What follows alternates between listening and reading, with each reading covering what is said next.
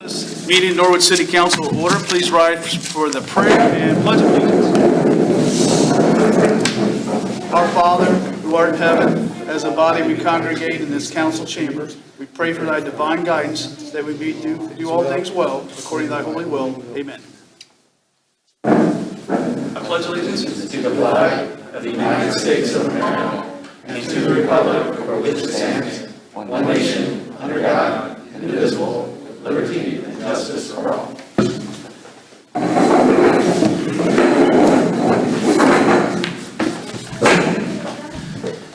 Mr. Braden, please call the roll. Mr. Bonzel. Here. Mr. Gabbard. Here. Mr. Tracy. Here. Mr. Kelch. Here. Mr. DiNardo. Here. Mr. Thompson. Here. Mr. Braden is here. All members present. Moving on to item E, amendment of agenda. This evening, gentlemen, I would like to add, right after item F, minutes of previous meeting, I'd like to add Morgan Dawes Award presentation, which will be presented by Councilman Braden. And then under communications, I received a letter yesterday from our treasurer, Mr. Tim Maloney. So I would like to add that to our communications this evening. And that's all I have. Mr. Bonds. Thank you, Mr. President. I would move that we amend the agenda as stated. Motion by Mr. Bonzel. May I have a second? Mr. Thompson. I'll second that. Second by Mr. Thompson. Any discussion? Please call the roll, Mr. Braden. Mr. Bonzel. Yes. Mr. Gabbard. Yes. Mr. Tracy. Yes. Mr. Kelch. Yes. Mr. DiNardo. Yes. Mr. Thompson. Yes. And Mr. Braden is a yes. All members present voting aye. Motion passes. Item F, minutes of previous meeting, June 23rd, 2020. Mr. DiNardo. Motion to receive these minutes. Motion by Mr. DiNardo to receive the minutes. May I have a second? Mr. Thompson. Second it. Second by Mr. Thompson. Any discussion? Please call the roll, Mr. Braden. Mr. Bonzel. Yes. Mr. Gabbard. Yes. Mr. Tracy. Yes. Mr. Kelch. Yes. Mr. DiNardo. Yes. Mr. Thompson. Yes. And Mr. Braden is a yes. All members present voting aye. The motion passes. Moving on to item G. This evening, Mr. Braden has an award presentation. Mr. Braden. Oh, yes, thank you. We're going to move up front here. Please, I'd like to have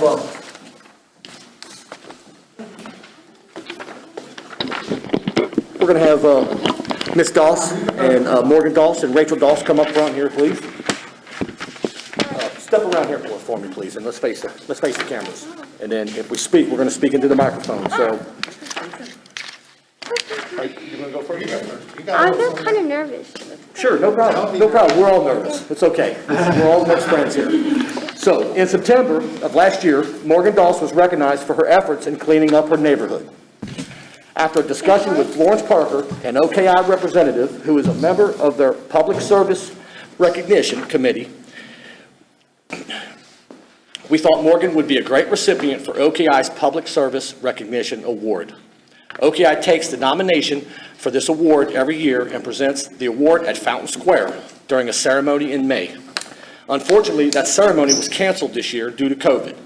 Morgan's certificate was mailed to me, and I thought it would be a good idea for the mayor to present this to her at our regular council meeting. Hi, Morgan. Hi. I'm the mayor. I'm Victor Schneider. Hi. It's very nice to meet you. I'll give you the little. This is a certificate that is signed by Mark Polinsky. He's the Chief Executive Officer of the Ohio, Kentucky, and Indiana Regional Governments, Council of Governments. Yeah. So the three states, all three states. Heck, it's hot. So that's a big deal. So this has been a challenging time with coronavirus going on and all that. But this award and this certificate goes to you. Congratulations. It's a great deal. Thank you. Yay.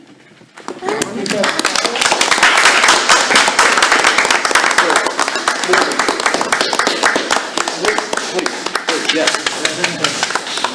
Great job. Please. Yeah. So Morgan, this council, and the mayor, would like to thank you for your efforts in keeping this city clean, for being a great example for the youth and our future leaders of the community.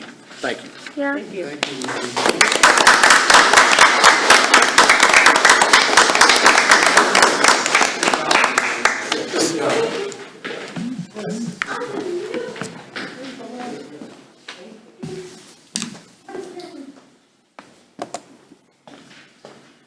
Thank you, Mayor Snyder. Thank you, Councilman Braden.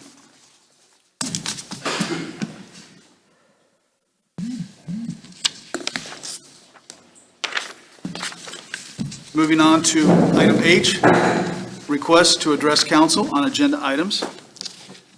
I have two this evening. First, I have Mr. Tim Gary. Mr. Gary?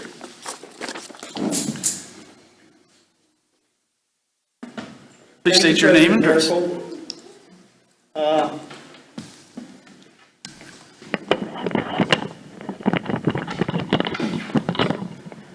Tonight, I'm taking off the mantle of the law department and putting on the mantle of a city employee. And I've asked to speak briefly about this ordinance concerning personnel policy and procedure manual. First of all, this manual is a really good idea. It tends to standardize the human resources function, provides forms, makes things easier to administer, et cetera. I think it's the product of effort in a series of meetings, effort by Ryan Woodward from Clements Nelson, who basically drafted the thing, and then it was heard and considered, read and considered by the executive officials of the city, specifically the mayor and the auditor, treasurer, law director. This is one of several documents that are required by the auditor of state so that the city can emerge from fiscal emergency. And that will happen, I'm assuming, sometime in the maybe springtime of 2021 is the last time I heard.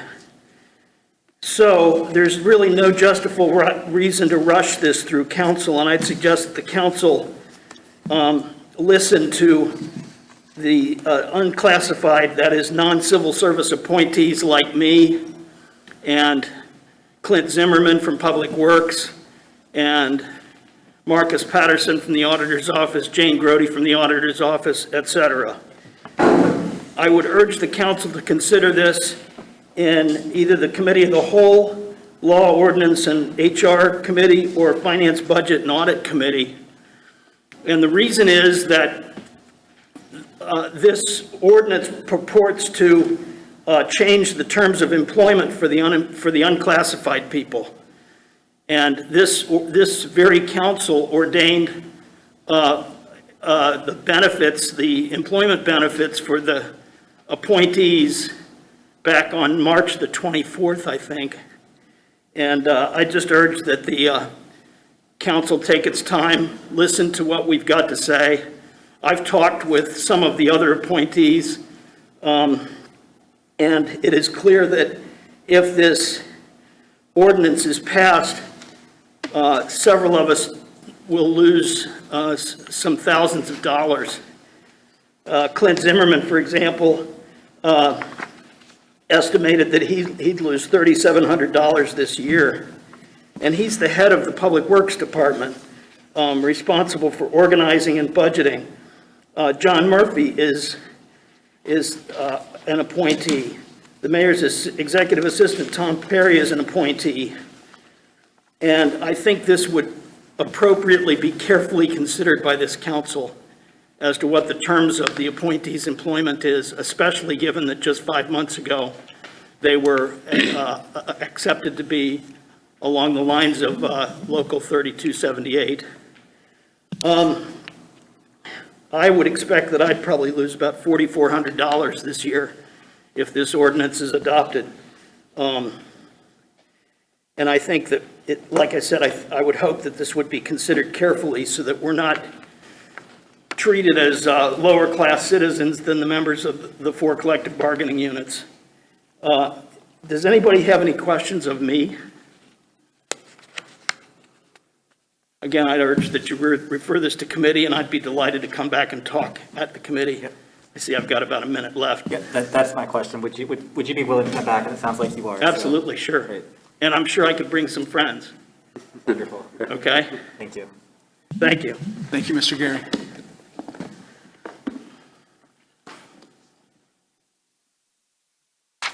Let's see. Next, Pastor Sonny James. Pastor James. Please state your name and address for the record, please. Thank you. Pastor Sonny James, 1830 Hopkins Avenue, in the awesome city of Norwood, Ohio.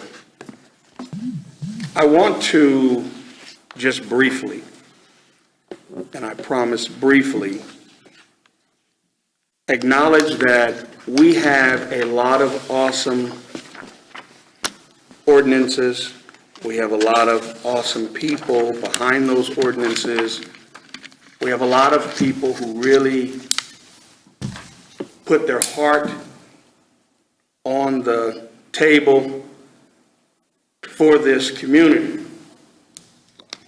And although those efforts are wonderful, I want to remind council what a pivotal time we are as a people all across the nation. And I respect Mr. Gary and his work and our entire law department. But as he said, unclassified people and not wanting to be treated like lower class.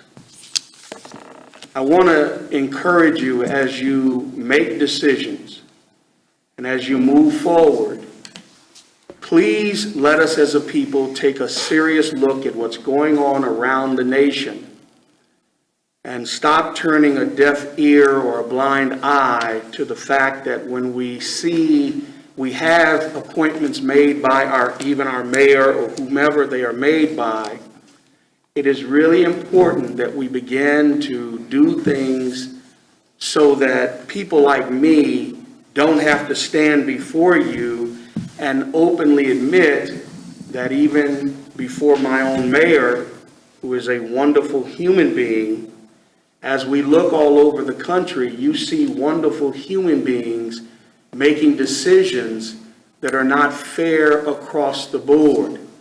You've heard me say economic inclusion on multiple occasions, but it's nice when a handful of people can come up and say, I'm going to lose $4,400, but yet you have some people who can't even say, you're not even open. In fact, you might even fight against me. In fact, you might go way out of your way to make sure that people like me not only lose $4,400, but don't get a dollar. And I just want to encourage you, we have awesome people who really give their heart to this community, and I applaud them. And I don't want anybody to take that lightly. I do. But please, as we move forward, don't continue to make decisions that benefit some while you arrogantly, intentionally or not, continue to work against the people as a whole. And I trust and pray that as we continue to move forward, when you all make your next appointments, you all will take in serious consideration of how you go about those policies, procedures, and those appointments. Eventually, some of these appointments need to look like me. And I cannot believe, from the mayor's office to every office in this community, I cannot believe we do not know or cannot find someone who looks like me that's smart enough, intelligent enough, faithful to this community enough to participate in being able to come and say, hey, don't treat me like a lower class.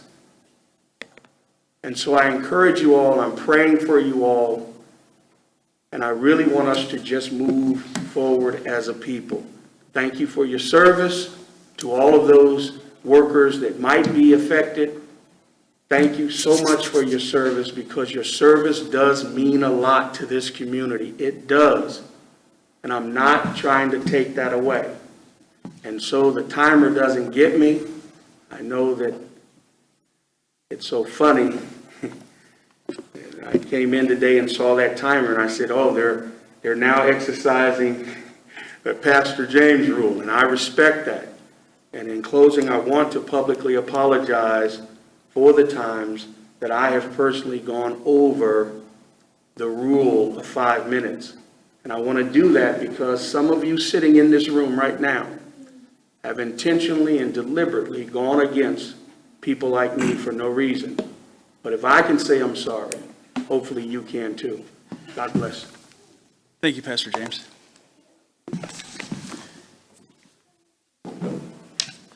Moving on to the next item on the agenda, we have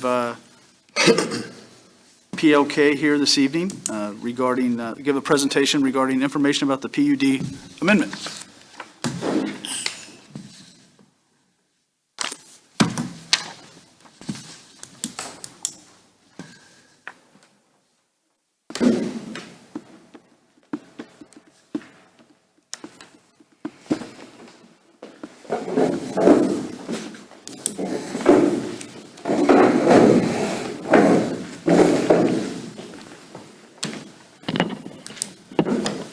Thank you.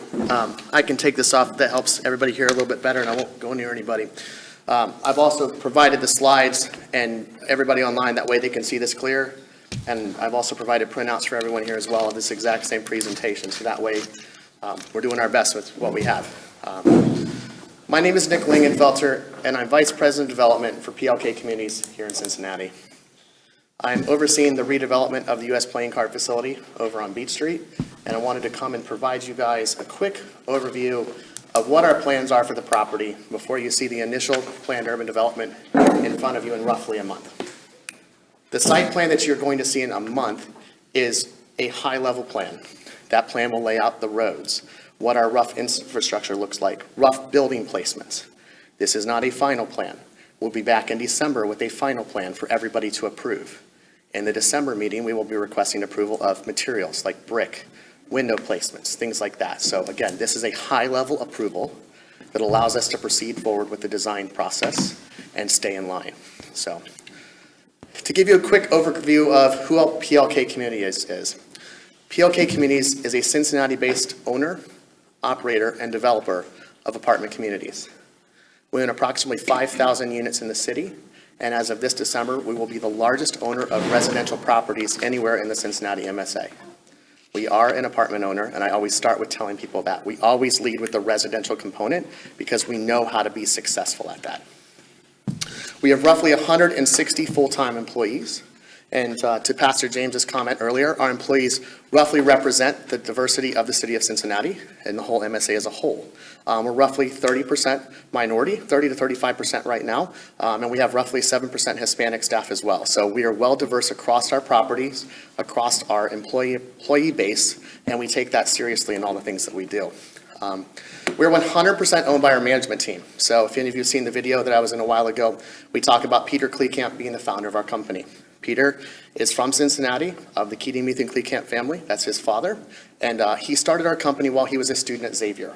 He bought a 12-unit apartment building right here in Norwood. He grew up here in this area and knows the Norwood community well. Peter is truly the reason why this project is where it's at today. Yes, I was working on it for roughly 3.5 years, but it was his desire to do something right here in Norwood, and that's the reason why this project continued to move forward. One other thing I wanted to mention is that we build and own for the long term. So everything we do, we're looking at this saying, if we own this 10, 20, 30 years from now, what does this look like? That allows us not to have to cut corners. And I would also, that goes back to the whole, we're 100% owned by our management team. We have no investors that we're beholden to that says, in 7 years you have to exit, or at this point you have to do this. We're always doing what's right for the property because he has no intention to sell. With that, I'm going to hand it over to Colleen Reynolds. Colleen's with DSD Advisors, and she oversees all of our state-level work as well as our community engagement and can cover that. Hey, everybody. Nice to see you again. So some of you have seen this presentation before, but just kind of to reset, the goal for tonight is to share our site plan with you, get some candid feedback that our plan has your blessing. As Nick said, we'll be back in front of you for your final vote in about a month. I believe September 22nd will be our official public hearing. So really tonight, we just want to talk about how we got to our site plan, how that came to be, and kind of chart the path forward, whether it's with economic development, state incentives, the final development plan, all of that good stuff. So as you know, when we began demo, COVID happened. So we were kind of lost about how to engage the neighborhood, right? People weren't really knocking on doors. We weren't hosting public meetings. That was really in the height of it around March. So we put a video up on a Facebook page and kind of took a leap of faith that folks would engage with us, and we were pleasantly surprised. We're super grateful for the Norwood residents for engaging with us and kind of responding to our survey and giving us some candid feedback about what they wanted to see in this redevelopment. So that Facebook page has been widely used. We feel really great about the continued kind of posting and support that it's received. We have released 2 videos to date to keep the public engaged. We've held community office hours that we hope to continue when neighbors and residents and folks like yourselves have questions. You've probably seen a couple of our pieces in the local media, specifically the Courier, the Inquirer, and WCPO. And we're just proud to share that, over 350 Norwood residents engaged with our survey and kind of helped us with the plan. So we mean it when we say that we care about building something that Norwood can be proud of and not just something that we thought would be successful. We think that we want this to be something that, folks in Norwood designed with us. And so before we even drew up some site plans and engaged our architects, this is how we kind of began our process. So with that, survey results, I know some of you, we've met with you individually, so thank you for that. And we've been, at Planning Commission all summer long, and most recently at Councilman Gabbard's Committee for Economic Development, kind of talking through this. But, we had approximately 48% of Norwood residents mention the clock tower, so that's existing. It's still there. We plan to activate it and use it, hopefully get folks to the top in some way. 40% desired non-chain retail, though I'll have to tell you that your residents are big fans of Cracker Barrel. So we got a kick out of that and tried to incorporate that by not necessarily incorporating Cracker Barrel itself, but the Adirondack chairs that are going to be out near our water feature as a nod to that. So just wanted to let you know you have big Cracker Barrel fans in your constituency. 47%, to no surprise, wanted parks and family friendliness. So of course incorporating green space is important in any development like this, but we wanted to do more than that and really make it a place where there's a family park and a fire pit and all these kind of areas where folks can be together and gather and enjoy and not just go to one piece of the development, but to come and stay and really build community. 50% said they go out to a brewery or Oakley for a relaxing evening. So this is where we really built that kind of fire pit part of the development that some of you have seen, but we'll get to when we get to the site plan. We really wanted to create, again, a space that feels relaxing and not just shopping. The retail is the smallest portion of this development. So when we get into the weeds of the site plan, that is definitely our smallest component. And then to the point of a brewery, we have a couple folks who are interested that are local, so we're excited. We can't share quite yet who they are, but we are excited about the potential and, not even just potential, but we will absolutely be bringing a brewery here to this development, so we're excited about that. And then, of course, in community space, performance stage, water feature, family park, dog park, all things that, again, make the community active and feel like this is a place they can come and stay, hang out, enjoy time with their family, a destination for folks outside the community, but also really a place for our Norwood residents to enjoy. And then the primary concern, as you might expect, are traffic patterns and sufficient parking. So we can get into the weeds of this today if you guys have questions, but we really dove deep into this at Planning Commission, and we will be consistently discussing this as we come back for our phased final development plan. Obviously, right now, if we were to launch a traffic study, it would be a challenge. Not a lot of people are back to work or on the roads, so we're finding them in other developments not successful. Folks are still staying at home, and it would just be kind of tough. We're trying to look into, what was this site really like when it was an active manufacturing facility, or, truly when it was the U.S. playing card site, trucks and trucks all day long. So we're trying to really strategically decide when to get into the weeds on the traffic patterns, because we don't want to build something infrastructure-wise that we'd have to end up tearing out and revisiting. But we know this is definitely a primary concern of your leadership, your constituents, so we will be here to answer any and all questions and keep you guys updated as we navigate parking ratios, all that good stuff. So without further ado, I'm going to let Nick kind of dive into the phase parts of this development plan and kind of show you the site plan and where we're headed.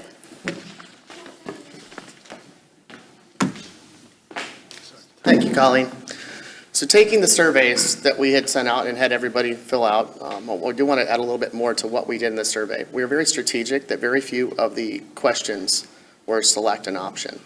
And we did this because we wanted to make sure if you viewed a question differently than somebody else, that we didn't lose sight of it. That then allowed us to word search through the questions to make sure if somebody mentioned the clock tower in the first comment, but maybe somebody else did in the third, that we didn't lose sight of what they were actually trying to tell us. So we were very strategic in how we wrote that. We then took that feedback and created, of course, as Colleen said, the site plan you have in front of you today. I'm going to take this site plan from a high-level overview, it's what I call mid-level, and then more of a phase one only. So right now, the site plan you see in front of you today actually represent what we envision the site to look like at this point, fully built out. So what you'll see, if I can get this to work, is you've got what is the existing facility on the site right now. So if you drive by the Beach Street property, you'll notice that the 4-story factory that was most recently built there is still sitting there today. That is because we are going to keep that building. We are also going to keep what we call the Market Hall building in the rear. That Market Hall building used to sit on Beach Street, and it was built in 1903. In 1920, according to company records, it was moved with horses and logs and rolled to the rear portion of the site. This is absolutely the best architectural building on the property, and we are doing everything we can to save it. I'll actually have a photo in a second that I'll be glad to show you guys as well of what we mean. This building was designed by Sam Hannaford, and it is one of the few buildings that was more form over function. So as a factory, everything is typically function first, then form. This building actually led the other way around. The reason why that happened was this was the executive and employee dining hall. The United States Playing Card Company was the first company in America to have an internal dining hall. This allowed employees not to have to leave the site. This allowed employees to not mark cards and allowed them to keep a lot of other controls over what the employees were doing all day long. What's also fascinating about this building when you go inside of it, it was actually designed at a time that there was a men's dining hall and a women's dining hall in the same building. What I love to point out every time we go into it is the women's dining hall is 70% of the building. It's because they made up the majority of the workforce. You'll constantly hear that from people in Norwood as well. We saw it in the surveys about how the women's workforce really made this property go, and it's awesome to see when you see that building. I'll also plan to point down right here, the little black circle you see in the middle. That's the current smokestack that still sits there as well. Of course, then we have the clock tower up in the front, and those are kind of the 4 anchors of what we're calling the development. Our goal was when you come into this site to always see something historic. We wanted to make sure you knew you came onto the playing card site. But what was interesting about a lot of people's comments about playing card is very few people that actually took our survey had ever been past the front door. Most people had seen the clock tower. Most employees we met have never been in the clock tower. So it's a great opportunity to be able to go in there and take some guys upstairs. I met some individuals recently that worked on was Press 24 in the middle floor, at the second floor of the existing factory. Some interesting facts that they told me, so I hope I don't manipulate this or botch the data. They did about 1.5 billion decks of cards on Press 24. That press could stack cards all the way to the moon and back, and I believe they did that in roughly a 9-year period. What's awesome to see was be able to take them and go in there, and some of them still saw their names on the walls. So that's really neat to see that that truly was the factory building, and that is something that we are going to keep because it is in great shape. The rest of it, you'll see we kind of have this main building on the park, kind of as Colleen mentioned, the water features and the townhomes. So one thing we wanted to make sure we do is to have some form of for sale product. We wanted to make sure there was a place, if you wanted to own a piece of property here, you could do it. But we had limits. And the reason we had limits was because we had roughly 14 recognized environmental conditions for RECs. So what we had to do is find a location on the site that had no historical environmental use, and that's where we could actually locate the physical residences. So that is why you see the homes in the middle. We could have actually taken them all the way to the highway. We didn't. And the reason why is because we have said from day one, our goal, hold on, my remote's going off there a little bit, was to create jobs for Norwood. So roughly 6 to 6.5 acres of highway frontage, you'll notice this in your preliminary PUD plan, is dedicated to creating jobs. These are office jobs. This is potentially a hotel job. We'll kind of go over that when we talk about the economic impacts of the project. If you notice in your preliminary PUD, we are not requesting any residential to be put on that property at this point. We don't think there's a need for it. If we put residential on there, it would be a crutch. So we want you to know we understand creating jobs and creating revenue is important to the city of Norwood. And that is exactly where we're going to put it. We're putting you in our most valuable piece of property on the entire site. So just so you're aware, that's why we have done this the way we have. Then you see the lower part of Kenilworth down here. You see a couple other buildings as well. What we wanted to do when we designed this project was make sure that there is multiple price points within the project. We understand we are not, say, Oakley across the street. But at the same time, we believe if we build a true gathering place, we will absolutely have units here on par with what you would see in other neighborhoods. But we also don't want to price certain members of the community out. So all those buildings to the south are roughly 100 to 150 units of what we call three-story walk-ups. So this is a more economical unit that allows you to live in the development at maybe not the same price as other neighborhoods. Now, we absolutely will have some units that are more expensive that sit right on the park in the prime locations. And then, of course, you have what would be potentially the units on top of the garage. Those units will be the absolute prime price of any unit here because they look down on the park. So it's all based on where you have or want to be in the property, but you have multiple price points that allow us to deliver product to multiple different types of residents. So all this slide does here is when you look at this property, our goal was to make sure that you didn't see a parking lot every time you came by. So when you come into the development, you're always seeing a building, you're always seeing a historic element. But what you'll notice is in true city planning style, we've made all the buildings front the streets. So therefore the parking is buried. So when you physically come in, the majority of your parking is hidden up here in this garage, which is in the original factory building, lays out fantastic and perfect for parking, as well as down here by the existing multicolor facility. The multicolor facility parking is done for two reasons. One, there's still noise coming out of the factory full-time, and it's going to be pretty difficult to get somebody to go there. And two, we had an issue with TCE, which was one of our recognized environmental conditions that we had an issue with. The TCE has been remediated to the best possible level, but just to be ultra safe, we can occupy it. We can absolutely build a building on it. But we figured, you know what, if there's ever even the slightest bit of doubt that it could be an issue down the road, we shouldn't build there. So what we're doing is we're making sure the parking is over on that end. But again, if you're coming through the development, you're always seeing a physical building. I'll go back one again. You don't really see the parking, but then you go forward and that garage is holding 300 to 350 parking spaces. So that's going to hold a lot of parking for this development. Then I want to go down another layer and show you what phase one includes. So when we design this, you never want a project or a building to look like an afterthought. So what we do is we come into the site and say, okay, we need to build from the inside out. We understand the Market Hal, and I'll get into that in a minute, and the primary green and all the other common spaces that the community is going to come to needs to be built in phase one. That also includes up here on the north side, a dog park. So we also know from our own demographic data, not just your constituents data, that about 50% of all of our residents have some form of pet, which means we have to have a place to take the pets. So how do we get them to live comfortably here and have a place to take them that they're not using the community green or going somewhere else? So we want to make sure that, like I say, this is always looking complete. And what Colleen mentioned on the limited retail.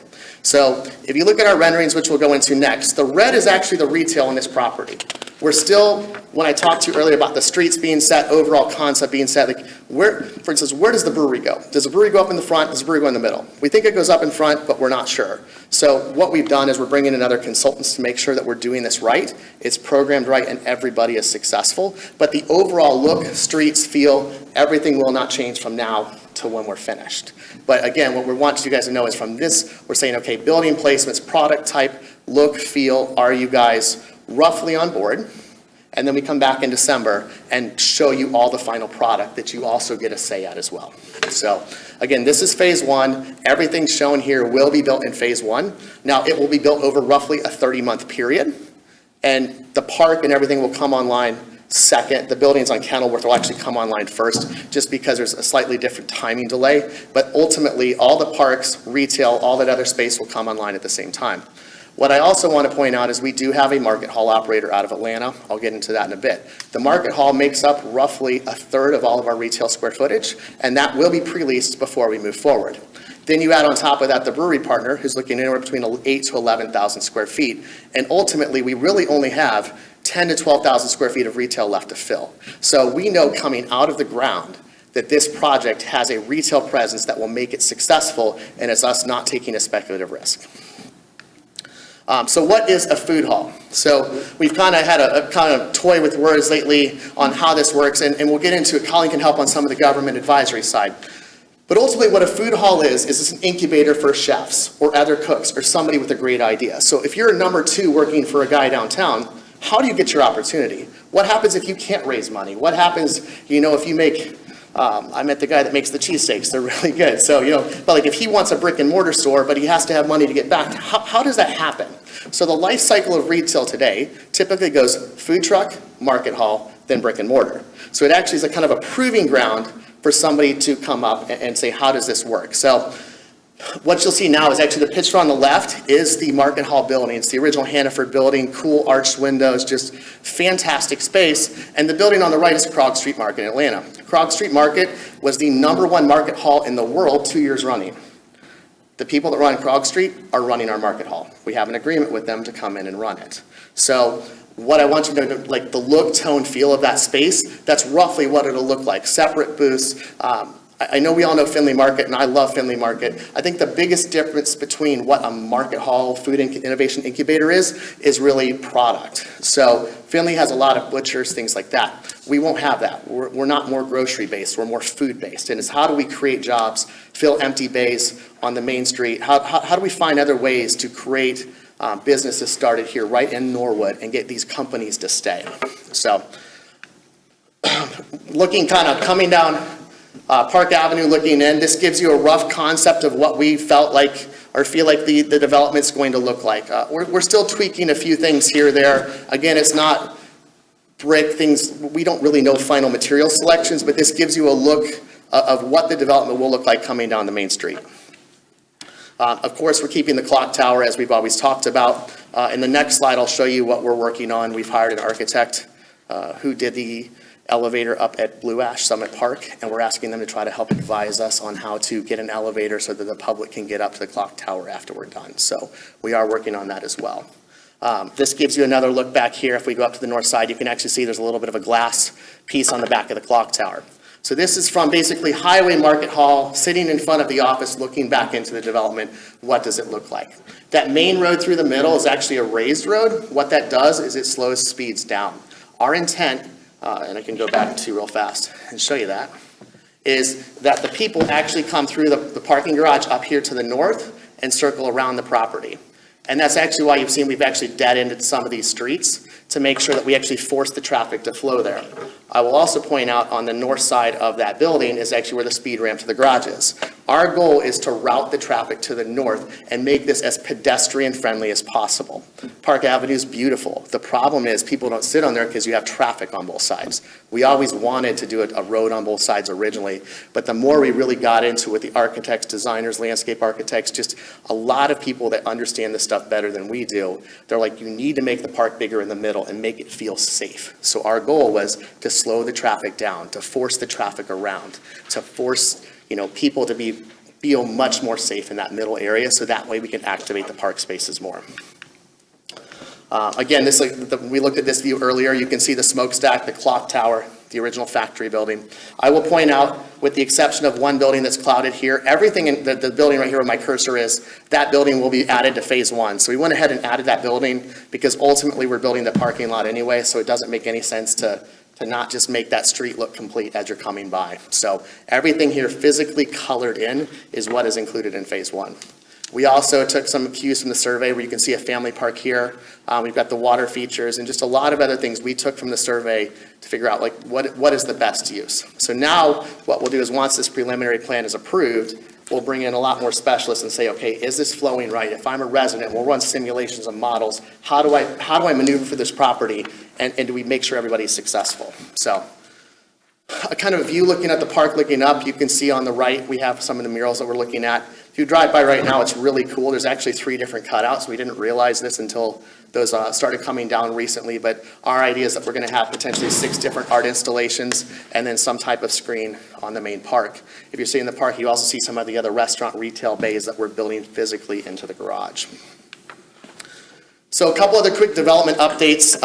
As Colleen mentioned, we've talked about these at the last couple planning commissions and a few other things, but we are proud to announce we did sign on Friday the architect's contract to continue to move forward. I cannot disclose that because of press release requirements, but you will see that. It is a national firm with local ownership, and they develop stadiums around the country. So we absolutely know that these people know how to move people, they know how to make spaces successful, and they do it with some of the biggest names in the business. So we hired Revel Group out of Atlanta to manage our Market Hall and retail spaces. I mentioned Revel before, being the same one that did Krog Street Market. They work with the Atlanta Hawks. They've helped people program those spaces to make them successful, and that covers everything from branding to tenant selections to where you might go on a site if you're a coffee shop to be the most successful. So we also have, as Colleen mentioned, the 2 local breweries. We have it down to 2. We're kind of finalizing that list to see who is really the right fit for Norwood and the right fit for the development to make it work and be successful. And we also have multiple well-known coffee operators that have started to reach out to us. What I will tell you again is our goal is not to have chain retail here. So these are people that are direct from farm to consumer type coffee shops where they're roasting the beans, they're buying it green, things like that. Like, we want to make sure we're building unique product. We've actually worked out a deal with the U.S. Playing Card as well because they want to be a part of the development, whether that's providing memorabilia or anything else at the site. So we're working out a deal with them to actually use some of their brands. So if we wanted to make an Aviator coffee or we wanted to do something like that, we have the rights to do that and make coffee or products specific to their brands at our site. So finally, we've narrowed down the office brokers to 2. It's really 1, and we're just hashing out the contract. So we hope to have the office brokers on in the near future, and then that way we can kind of kick that off. We're assuming right now, given the current office market, that it's probably going to be 10 to 12 months till we really see where the market is going. But we figure we'll take the next year or so to really focus on what we call the whale tenants, the big tenants that can make a big impact in the neighborhood and might even want something bigger. We hope it's bigger. But what we're going to do is take some time and focus on that. And then if that doesn't really lead us to where we need to go, then we'll start focusing on some smaller tenants or how we balance it all out. But we do have a strategy. These are well-known names in town, and we think it'll make it very successful. So with that, I wanted to give a couple other things, a quick project timeline. So our on-site environmental is complete. So if you remember when I was in city council last year, we mentioned the 14 RECs. Everything is complete with the exception of 2. We have a solution from OEPA. We know how to remediate those. There's nothing we can do at this point. Everything else has been removed. All asbestos, all mercury, all lead, everything has been removed from the site. So we now have a clean site that we can work with, and we're going through their CNS process, which is known as covenant not to sue. With that paperwork, anybody that wants to come into the site has a clean site record. They don't have to do additional environmental tests or anything in the future. So for us, that's very critical to making this project marketable. We're targeting final schematic plans and designs to the Planning Commission by early November.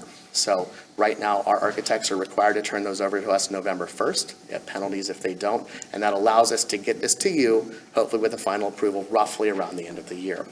The reason why we say that is we would like to be breaking ground in the infrastructure in late February.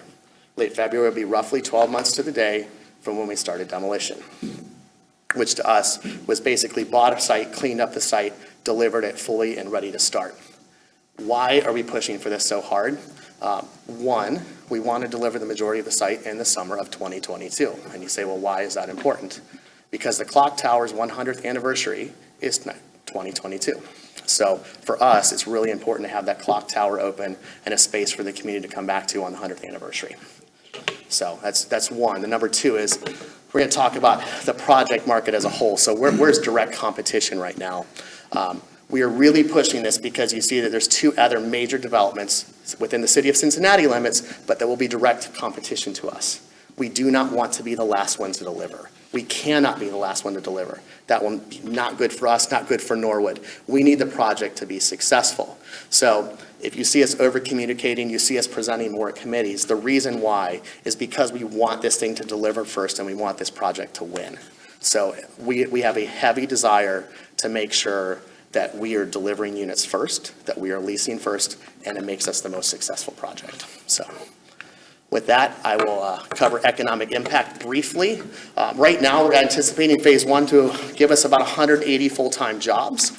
Our annual payroll expectation from the apartments is about $500,000 a year. We have Market Hall annual estimated sales are seeing upwards of $5 million roughly for all the startup tenants that we have in there. The brewery, they're estimating we're between $2.5 and $5 million. What I can tell you is if you go down to say over the Rhine, look at Taft Sale House, they're doing $5 million a year in a similar space. So we hope that we could be somewhere on par with that type of space. The other retail, we're estimating about 2 to 3 million in annual sales, and this is where it gets really kind of the juice for Norwood in this deal. So if we deliver 100,000 square foot office, and what we use is a typical calculation of 1 employee per 350 square feet. The industry average in Cincinnati is actually 200 to 250. We increased it to 350 square feet because we're feeling like in a post-COVID environment, we might need a little more space, and we don't want to overestimate those numbers. So again, these are targeted at upper middle income jobs. So the average salary would be $60,000 a year. That's the target tenant we're going after, which would represent $12 million a year in annual payrolls per building that we build on the site. Now, if we build a second building, it would double that. If we don't, we also put in a hotel calculation in the event that we are able to get a hotel at the site. We use COVID rates, COVID occupancies. Actually, it's even worse than that. Some of them are as low as 15%. But we tried to make sure we're being conservative on the hotels, and that would be roughly $3.4 million a year in revenue that the hotel is doing. So overall, we see this site producing a lot of tax base for the city and a lot of positive impact for the neighborhood. I'll hand it back to Colleen. We'll kind of wrap it up from there. So almost done, but I mean, as you know, all those numbers really lead to a very broad total impact potential with 180 construction jobs, up to almost 400 full-time jobs with a payroll of, 24 million annually if we do the 2 office buildings, 75 part-time jobs and retail sales, upwards of 13 million should we get there. So we're really excited about this, and we're not, here to get in the weeds of the economic incentives, but this is definitely exciting for Norwood and exciting for us, and we'll be kind of using these numbers to guide those further conversations.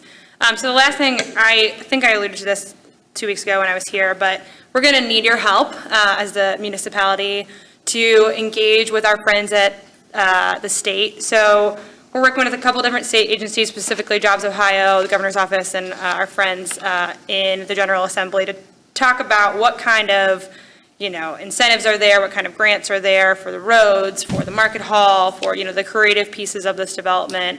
So that's what my team is here to help with, and we'll be kind of pivoting once we get through the, plan development pieces. But we'll need the city to help kind of apply for those on behalf of us and the development. But we're excited. There's a lot of kind of stirring support for this project at the state level. Folks were asking a lot of questions about specifically the Market Hal and calling that really like this business incubator, really getting creative with the roads and seeing who can help us kind of fund that through the Hamilton County TID process. We can go through that as well. So I'm sure you guys are familiar with a lot of this, but my team is here to help you. So I wanted you to know that too, to help you navigate what we're kind of build in and around this project. And then of course, we're partnering with the Port Authority to talk about project-based incentives, and then we'll be requesting likely a TIF and an abatement to stay competitive with those surrounding developments. So we presented in depth more about that and kind of what that looks like with the schools and so your friends on the school board and the Economic Development Committee.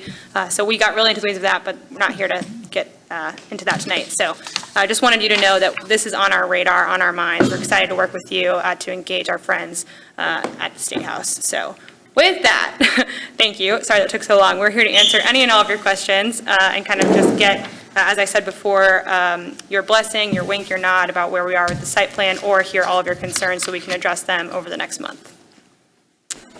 Thanks. Mr. Bonsall. Yeah, thank you so much. I did have a question. So when we were showing the retail portion, you were showing the red. I didn't see that kind of square parcel directly north of Park, right on Beach, as being lit up as red. Is that still being envisioned as a place where, because you had the tavern and everything in the rendering, is that still being envisioned as like a restaurant or brewery type space? Yeah, that space will probably be designed for that specific user. So there's a couple of reasons why we are not building that out initially in phase 1. The biggest reason is because we don't have a user. If we did, we would. The concern is you don't want to build that space out and the entrance to your property looks empty until you find one. So for us, it makes a lot more sense to hold that as a placeholder of where we know that's going to go. And then once we have it, we build it out. But again, we did not want a vacant appearing space as you're coming in, or we're stuck with a space that's not leased and we have to give it away for free, which doesn't make any sense for anybody else either. So. Okay. Any other questions? Mr. Bonsall. Thank you so much. So just on your timeline for the final PUD, so you just said that you're going to Planning Commission in November. So that would be, I guess, November, I think it's 3rd or 4th.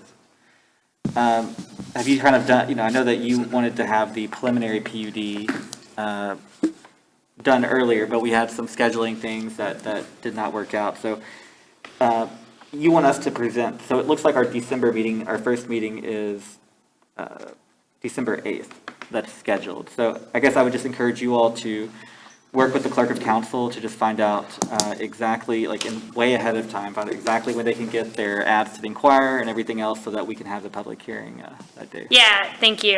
Yeah, I think we needed the time and really the process of engaging the neighborhood to get to this part of the process. The next part will speed up as we bring on, the right architects that really get those next level drawings for you guys. So I think, over the next 30 to 60 days, I would bet we'll have a good sense of exactly where we are and where we need to be.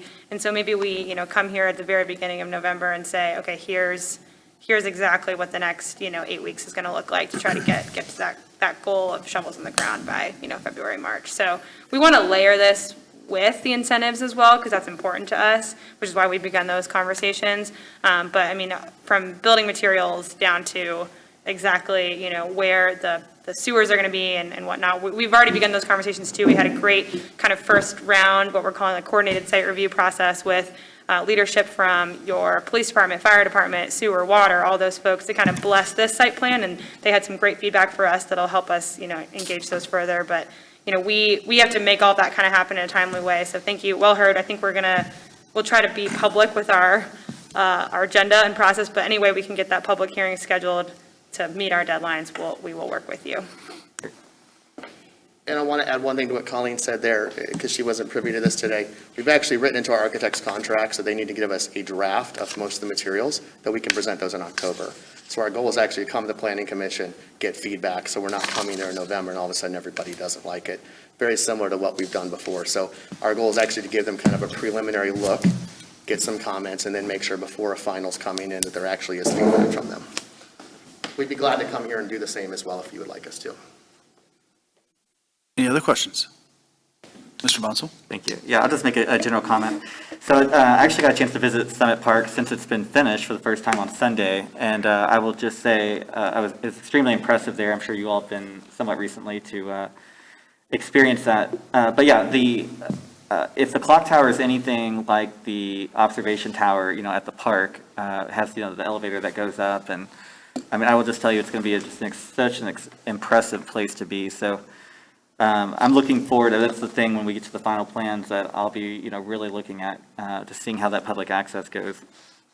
And then the other thing I would just encourage you to is like anywhere you can when you're doing your architectural drawings. I mean, it seems like the spaces that included children just seem to be the draw, for the park. So any place there was like this natural pond, right, that they had there, and there's a bunch of other natural adventure kind of areas. And not that those areas are going to be here, but it's just those, the family-oriented places seem to really pull people in. So I'm excited to see the park there, and hopefully there might be some more creativity to add even more elements for that. So, but overall, I'm definitely liking it. Thank you.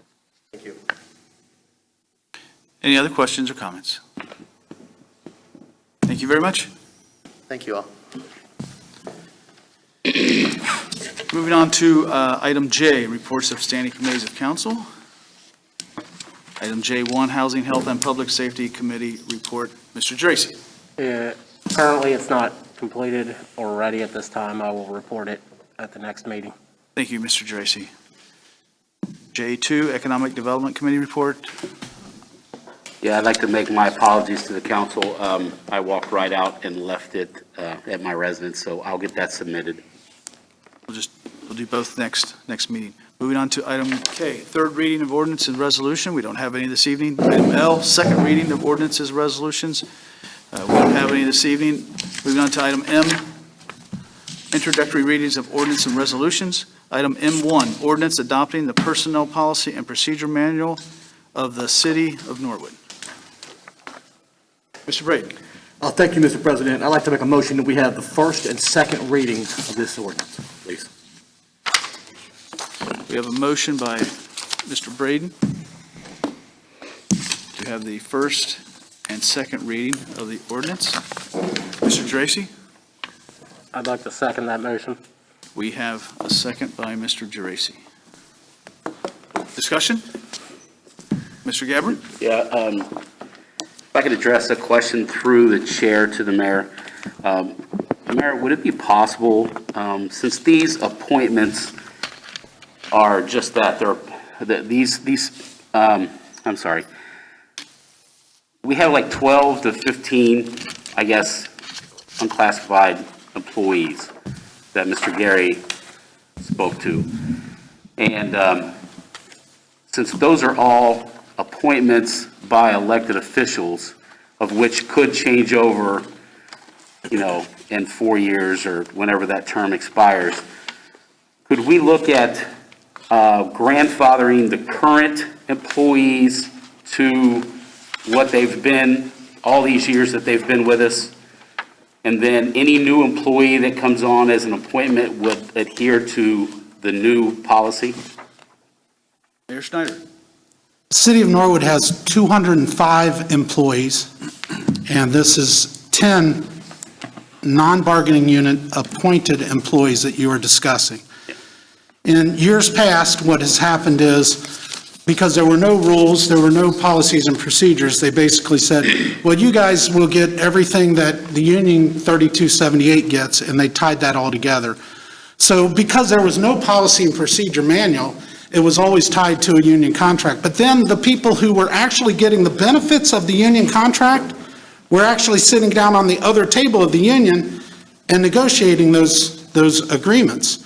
So a couple more personal days for the union, well, maybe that, I wouldn't say that's in the best interest of the city to have it tied. And I think that the previous council and this council has said, it's not good to have the union contracts tied to the people who are negotiating the union contracts. And that's what has happened in the past. So the 10 people that we hear are getting adversely affected by this, there are also items in this policy manual that make it better working conditions for them. It sets clear guidelines. It gives a clear understanding to the people that are administering the human resources part of the city. So when you say that, I think that we have clearly in the policies and procedure manual what is needed to cover those people.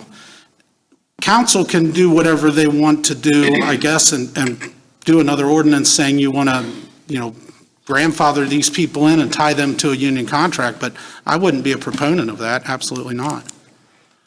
Thank you, Mayor Schneider. Mr. Gabbard? Just for clarification on my point on that, these people that, we're going to suddenly change their employment and they could literally lose lots of money. I'm not sure that had we told Mr. Zimmerman in the beginning that we were going to do something like this and that he's going to lose a ton of money, that he would have taken that position. And now he's kind of stuck because he's past his 6-month probationary that he did. That's the reason I'm saying I think it would be fair to keep the ones that we currently have, since it's only 10, we're not talking about 250. We're only talking about 10 that would continue on until the next election. If, they get voted out and they don't, that the new elected official doesn't reappoint them, then those new appointees would then have to go under the new changes. But the ones that have been in these jobs, Mr. Zimmerman, for example, has been in it for, a lot of years, and he's built up a lot of stuff that when it goes to cash in, he's going to be a big loser on that. So according to this, he would be. Mayor Schneider? I would disagree with you. When Mr. Zimmerman took that job, he was given a rate of pay. He was given actually a larger salary than what he was making before and working overtime. It was clear to him that he was not getting comp time. It was made clear to him that he's not getting overtime. I'm not sure where this large amount of money that they are losing comes from. I could probably go through every contract and find an area and say, well, you lost here and here. But if you don't look at the other areas where you're benefiting from, it's a problem. And I don't think that the money numbers that you were given is actually proper either. So I think there's more to be said for the benefits that are in there and I should say the pros and the cons of this to one of the 10 employees that are appointed individuals. I think there's some numbers that you'd have to look at more closely to say they're losing a bunch of money. Follow up, Mr. Gabbard? Just to follow up, is there a time restraint on this? Well, what I would like to have it is completed and approved by council by the Financial Recovery Commission meeting in September. And that's basically 2 meetings from now. So doing 2 readings now and then doing a reading later at the next council meeting would be fine. Mr. Gary pointed out to me clearly that we haven't had this policy and procedure manual for years. Why would we worry about rushing it through now? But I would like for us to get out of our fiscal emergency. I'd like to get the state out of this, and this is a huge hurdle. This is one of the big hurdles of getting out of that. We have not had a good playing field for our supervisors that supervise the staff, 205 employees. We haven't had a good foundation for them to supervise and be consistent and give good information to the employees for years. And we haven't had the same thing on the employee side. We haven't been able to give them good information. So I myself look at this and say, yeah, it should have been passed 2 years ago. It should have been passed 10 years ago. We should have had this in place. I would like to see it completed so we can report it out at the Financial Recovery Commission meeting. If it doesn't happen, it's not going to kill me one way or the other, but this has been a huge endeavor. It was a lot of work by Clemens and Nelson to look at all the statutory requirements. It was a lot of work by the auditor and myself and the law director and the treasurer to take a look at this and try to make sure that we weren't going down, the wrong direction and with the employees. So I would like to see it moved forward quickly. Yes. Thank you. Thank you, Mr. Bonsall. Thank you very much, Mr. President. So I personally think that council needs more time to evaluate what the potential losses could be and the potential gains could be for the employees. Specifically, when we look at vacation time, when we look at the comp time, the buy-in, or the sick time buyout when people retire.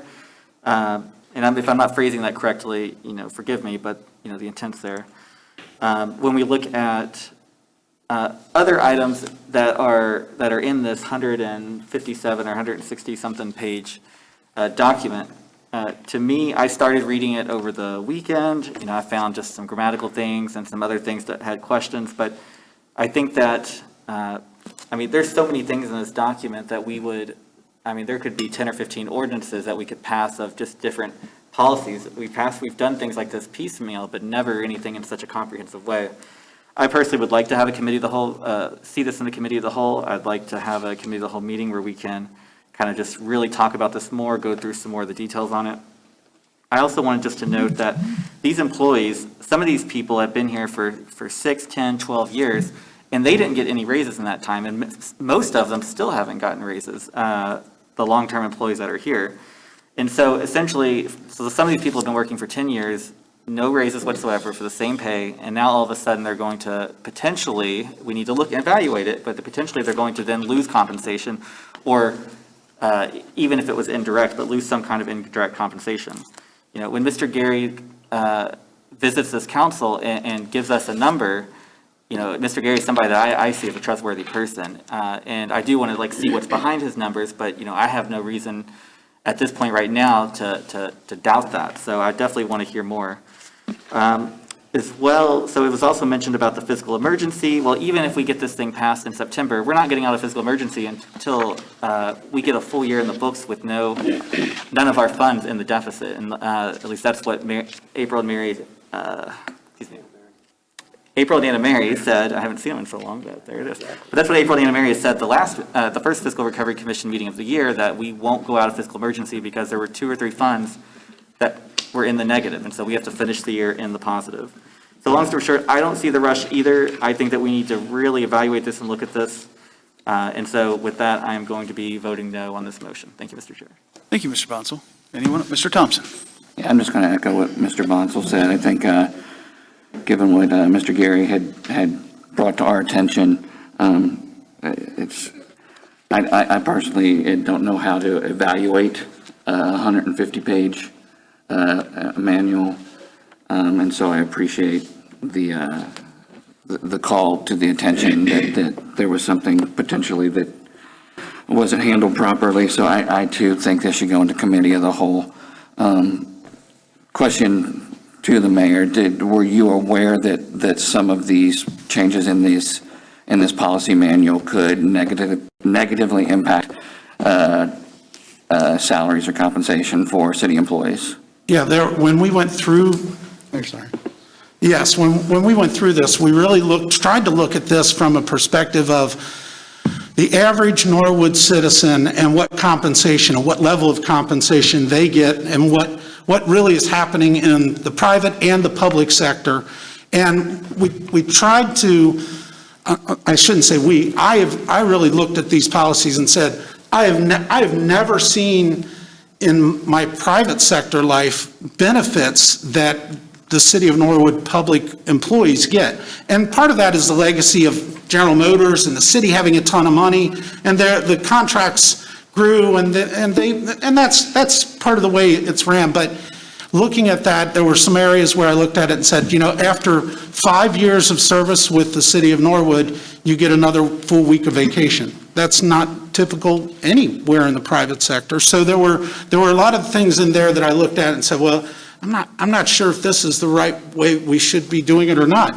I looked at it thinking in the back of my mind, and this is the area where I said, when you say you're trying to evaluate it, I really tried to look at this through the contract negotiations that we went through, and what is fair, and sort of what we are really giving to, and what they, it is a benefits package. What benefits package are the other employees getting, and how do we sort of work our policy manual to be where it's fair and equitable to not only the people who are getting the benefits, but also to the city and to the resident community members that are paying their taxes and paying for this.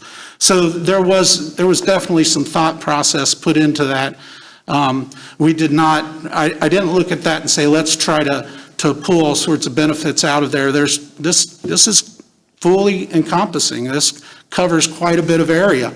So, but there are areas in there where there's some taken away.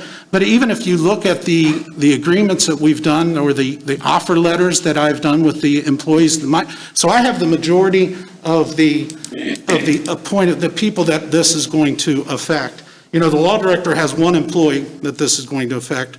The treasurer has one employee this is going to affect. The auditor has 2 employees that this is going to affect. Everybody else are people that work for me, that were appointed by me to those positions. So I've got to work with and work with those people and try to go from there. But really, for looking at that, I look at this and say, this is needed so badly for the city of Norwood right now, for really the level playing field. We have lost great people who were absolute assets to this city because things changed consistently. Every other year, it seemed like something changed, the way they were getting benefits and stuff, and this lays the groundwork for that. So yeah, I think it is all-encompassing, and there's a lot to it. It's a very dynamic document, yes. Mr. Thompson. Thanks. I appreciate your feedback there. I think that I still would like to take a look and see. I don't want to treat any employee unfairly. I know that we're used to negotiating with unions that cover a lot of people. Talk about the private sector. Every private sector job I've worked in over the last 20 years, after about 5 years, you'll earn yourself another week of vacation. So, I mean, that's just, you get a day a year, 5 years, you've got yourself another week. I don't know if that's what's at issue here or not, but I don't like the idea of just at the swipe of a pen of council taking away benefits from a set number of employees who they themselves didn't have an opportunity to negotiate. If in the private sector, I want more benefits, or my company wants to remove benefits from me, I'm going to have a conversation about that. And I'm going to get to have input on that, and and hopefully we'll work something out. And this is a situation where we're not giving them that opportunity. Basically, they're not part of a union, so we don't give them the opportunity to bargain for what they're doing. We're just going to tell them what we have. That, to me, if that's what we're going to do, we need to be careful about it and make sure that we're not doing something that we don't want to do. Thanks. Thank you, Mr. Thompson. Anyone else? Mr. Braden? Thank you, Mr. President. So I got this document on Friday, and I read the document. We've had 4 days, and the request was for 2 readings, which gives you another 2 weeks to review the document and have any problems. And then if you don't like the document, you can vote no. So my request is that we have 2 readings tonight, and we do our duty to try our best to come out of this financial emergency, and this is one of the big things that we need to do, and I believe it's our duty. And if you don't like it, you can vote no. But tonight, the request is for 2 readings, and I think it's very reasonable. I think that we should do it, and if you do not like the document, you have an opportunity to vote no on it. Thank you. Thank you, Mr. Braden. Mr. DiNardo? Yeah, I actually wanted to echo what Mr. Braden was saying. If we can also make sure that we put this in the committee of the whole before that time frame. So if we can commit to having a more candid conversation where we bring in a lot of the speakers, many of whom I think we all hold in pretty high esteem, can talk and explain kind of what they're talking, what those numbers represent, that would make me feel a lot more comfortable. And then we're still not holding up the potential process if it comes across that we're all right passing this anyway. So I'm going to vote yes to the 2 readings with the expectation that council moves to put this into committee before the next meeting. Can I do that? I guess. Well, that's what I was going to ask Mr. Moore. Well, yeah, council can have 2 readings, and then under new business or old business, we can decide, council can decide, hey, let's talk about this thing in the committee of the whole. There's nothing wrong with that. Or change the motion to have the first 2 readings and send it to the committee of the whole. I mean, either way. Yeah. It would be fine. Could you do that, John? Would you be willing to do that, Mr. Braden? Mr. Braden? Thank you, Mr. President. I don't want to, my request is to have 2 readings tonight. If someone else would like to bring that up, Mr. DiNardo, I would certainly consider that. I would prefer to keep my motion what it is tonight, if that's respectfully, sir. Yeah, I to respond. And you can have the opportunity to do that. If you want to put it in a committee, that's certainly your, you have that opportunity. But because I can't speak for everyone else, I won't be able to say yes to something I want to say yes to.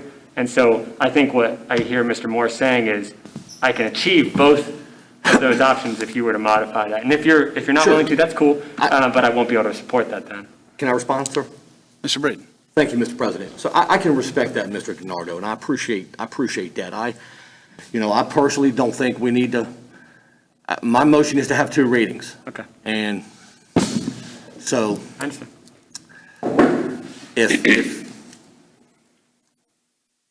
So what you're saying is you have to have me put it in committee, because I prefer just to have 2 readings, and then if someone else would like to have that, and if you think we should have 2 readings tonight, then I believe you should vote yes on that, sir. But if you don't, and then someone else can have the opportunity to place this in committee, I personally would not like to do that.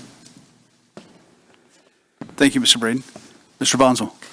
Thank you, Mr. President. So I would just recommend, like I said, I'm going to vote no on this. Yeah, I'm glad that Mr. Braden did not amend his motion, because I personally don't want to do two readings and put it in committee, because then it can just basically be strong-armed with only 1 more reading, and have it approved. And I think that the full document that we intend to vote on, we should have 3 readings of. So in my opinion, we really shouldn't do any readings today. We should put it in committee. Let's talk about it. We can have a committee meeting later on this week, early next week, whenever. But let's just get into committee, let's discuss it, and then let's distribute it, with PDF to our employees, to other people, because at this point right now, I got a document that was hand-delivered to me on Saturday, which is fine. I appreciate the service, but I don't know if that means that other people didn't get to see it. And so, long story short, I'm voting no, and then we can make a motion to refer it to committee of the whole. Thank you. Thank you, Mr. Bonzo. Anyone else? So the motion on the floor is by Mr. Braden, second by Mr. Geraci, to have first and second reading. Mr. Braden, please call the roll. Mr. Bonzo? No. Mr. Gabbard? No. Mr. Geraci? Yes. Mr. Kelch? No. Mr. DiNardo? No. Mr. Thompson? No. Mr. Braden's a yes. All members present voting, we have 5 noes, 2 yeses, the motion fails. Mr. Bonzo. Thank you, Mr. President. I would move that we refer this ordinance to the committee of the whole. Mr. Thompson. I'll second it. A motion by Mr. Bonsall, second by Mr. Thompson to refer this to a committee of the whole. Mr. Braden. Call the roll? Yes, sir. Yes, sir. Mr. Garrett, discussion. Yeah, I would encourage the president, if you could call a committee of the whole meeting as soon as possible, and maybe we can get this wrapped up for the next meeting and still be able to accomplish what the mayor's wanting to do, but yet let everybody else feel comfortable with their vote. Thank you. Thank you, Mr. Gabbard. Any other discussion? Please call the roll, Mr. Braden. Mr. Bonzo? Yes. Mr. Gabbard? Yes. Mr. Geraci? No. Mr. Kelch? Yes. Mr. DiNardo? Yes. Mr. Thompson? Yes. Mr. Braden's a no. All members present voting have 5 ayes, 2 noes, motion passes.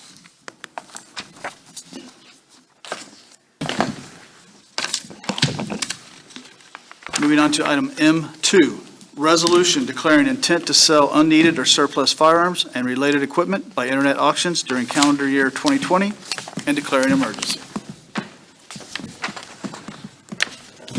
Mr. Thompson. Move we have the first reading of this ordinance. Motion by Mr. Thompson to have the first reading. I'm sorry, Mr. Thompson, did you say first reading? First reading. First reading. May I have a second? Mr. DiNardo? Yep. Second by Mr. DiNardo. Any discussion? Yeah, I just. Mr. DiNardo? Yeah, I just had one. I went with the first, supported the first reading because I didn't know if there was a particular timeline. I know that the mayor has made a conscious effort to clean up a lot of areas in our entire administration, whether it be these online auctions or other auctions and of surplus equipment across the building. Is this the same as that? Is there some timeline that is a sense of urgency, or are we just going through the process? Mr. Snyder? Okay, yeah, cool. Going through a process. Thank you. Just wanted the clarity. Anyone else? Any further discussion? Please call the roll, Mr. Braden. Mr. Bonzo? Yes. Mr. Gabbard? Yes. Mr. Geraci? Yes. Mr. Kelch? Yes. Mr. DiNardo? Yes. Mr. Thompson? Yes. Mr. Braden's a yes. All members present voting aye, motion passes. Item M3, ordinance promoting the citywide street sale September 4th and 5th, 2020, and abating all permit fees associated with the sale. Mr. Thompson. I think we have to have the reading of the previous. This first reading? Yeah, first reading. First reading. First reading, thank you. Great.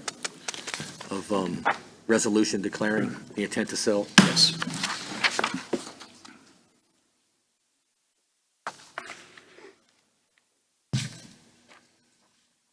Ready? Ready? Yeah, Mr. Braden.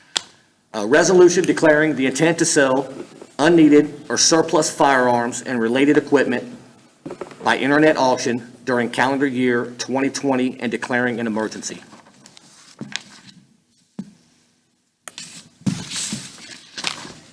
Thank you, Mr. Braden. Item M3, ordinance promoting the citywide street sale September 4th and 5th, 2020, and abating all permit fees associated with the sale.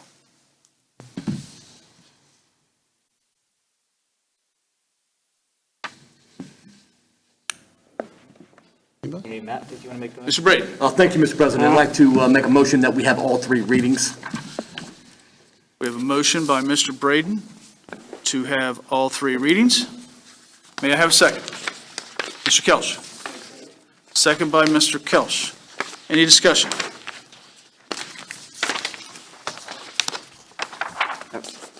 Mr. Bonzel? Thank you, Mr. President. So I think that this date was set, this is Labor Day weekend, so we have in the past traditionally avoided that, but I think right now we've advertised this enough through the ordinance that it is what it is. But essentially, the residents that don't kind of know what this is, basically, the city of Norwood, we really try to focus, we basically prohibit yard sales except for certain times of the week, and then you have to come and get a permit to do it, and you have to pay a fee. But we really want to try to encourage, people to go this twice-a-year event. We didn't get to do it in the spring due to COVID, but essentially you can come to the city. You can get a free permit. It's for Friday, September 4th and Saturday, September 5th, 9 a.m. to 5 p.m. both days. But you can get a free permit. And then the clerk of council kind of directs they'll advertise the addresses of everybody that registers. So then people can have a list of addresses and they can go around the city and shop at the street sale. I've actually met quite a few residents going through the last street sale, so it's a great opportunity to meet your neighbors.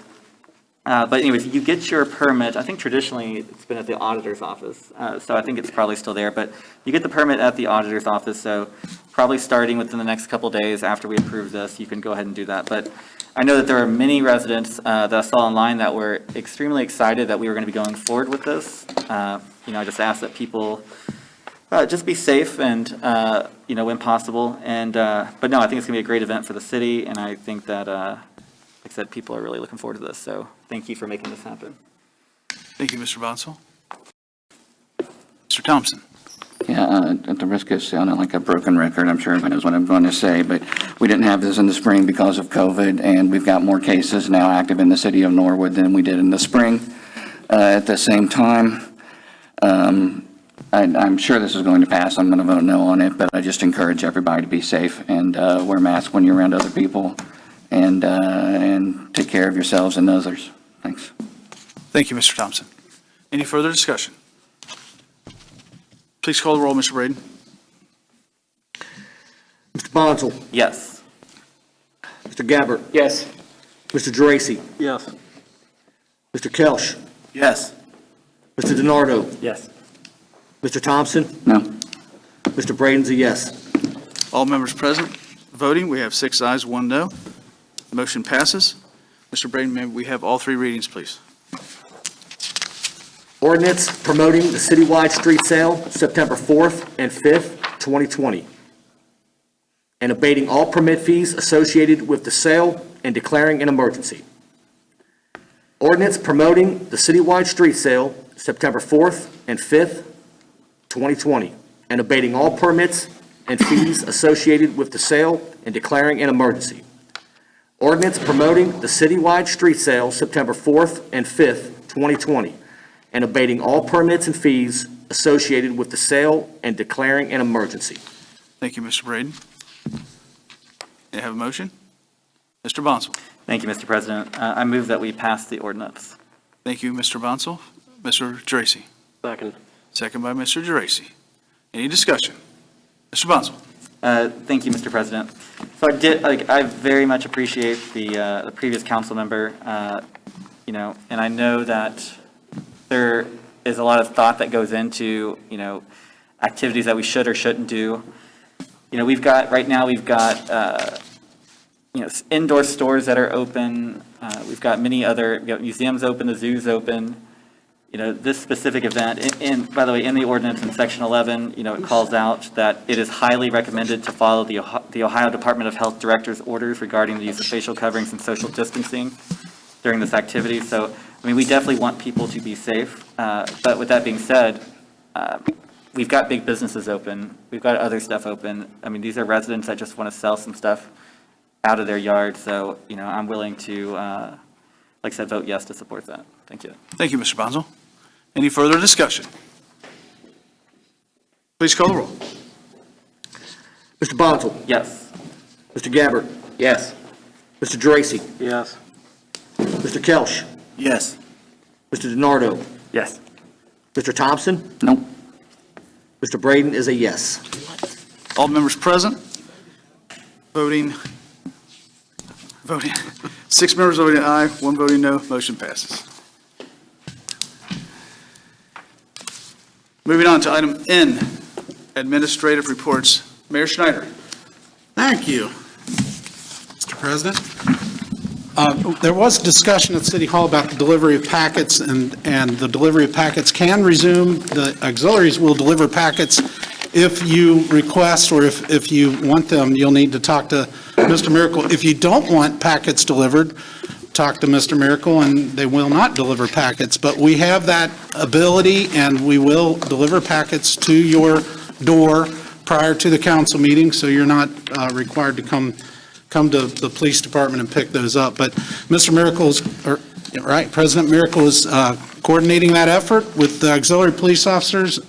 They're out, I think Safety Service Director Murphy said, it used to be done by the beat officers. They're out and about. They should be driving past your house anyways, so we can make that happen. There's no problem with delivering those things. A couple of different improvements going on. The municipal lots have been cleaned up and repainted. We've got some stuff going on with the police department right now with that lot and the health department. So City Hall improvements are taking place. There's some work being done. We feel like we've got the water problem that was finished up, and we are working on some improvements to City Hall. Streets, we're moving forward with the streets projects. We've received some of the documentation, signed off on different grants and funds that we have. We also have a $100,000 grant that was awarded through the Municipal Road Fund for Montgomery Road, so we've got some work and some funds to do there. Public Works has been working down on 562 today, and they'll be down there pretty much all week. Director Zimmerman is looking at ways to eliminate the vegetation growth, try to do some crack filling and different things to try to make it so that we're not running into that. And it's not just vegetation. I mean, it's weeds, but it's also trash catchers. So everything that goes on down there. The swimming pool, I've gotten a ton of feedback on people asking to keep the swimming pool open. It's still being considered, and we should know more on that by the end of the week, I'll say. So that's about it. I know that the law director has some stuff to go through, so I'll defer the rest of my time to the law director because, I want to be brief and concise. Thank you, Mayor Schneider. Mr. Moore. Thank you, Mr. President. I have just a couple of things that I thought were most appropriate to just run by council as a body. This seemed like the quickest way to do it. One of them was, the first one was, I got a call from Todd Castellini, who's with the Port Authority. The first item he mentioned was that PLK wants to do as part of their finance package, would like to do some TIFs. So they want to capture the increased property value, the property taxes that would go with that, issue notes, and then issue bonds. Traditionally, I say traditionally, I think there's 4 or 5 that Norwood has done. We have had our own attorneys that we hired that handle the process of actually issuing the bonds. PLK would rather have that handled by the Port Authority, which kind of makes things a little bit easier for us.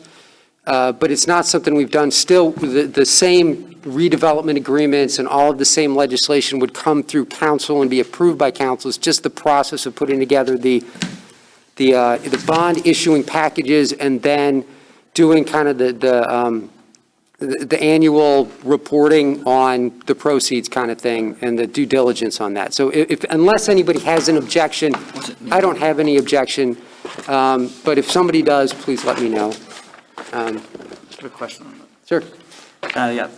Thank you. So just a question. So we normally, when we do issue the bonds ourselves, like they're like City of Norwood bonds, like even though the developer has agreed to pay them if there's shortfalls in those funds, they're still issued by the City of Norwood. If the Port Authority does it, are they issuing the bonds at that point then? Or is it still going to be City of Norwood bonds? My understanding is there's still City of Norwood bonds. It's just PLK, or I mean, not PLK, the Port Authority handles basically the paperwork that I have no idea what to do with. So we hire somebody anyway, and they're happy to work with us, to be the issuer. And they've done enough that they are, and if you really want to talk to Mr. Castellini, he'd be more than happy to explain why the port is so awesome.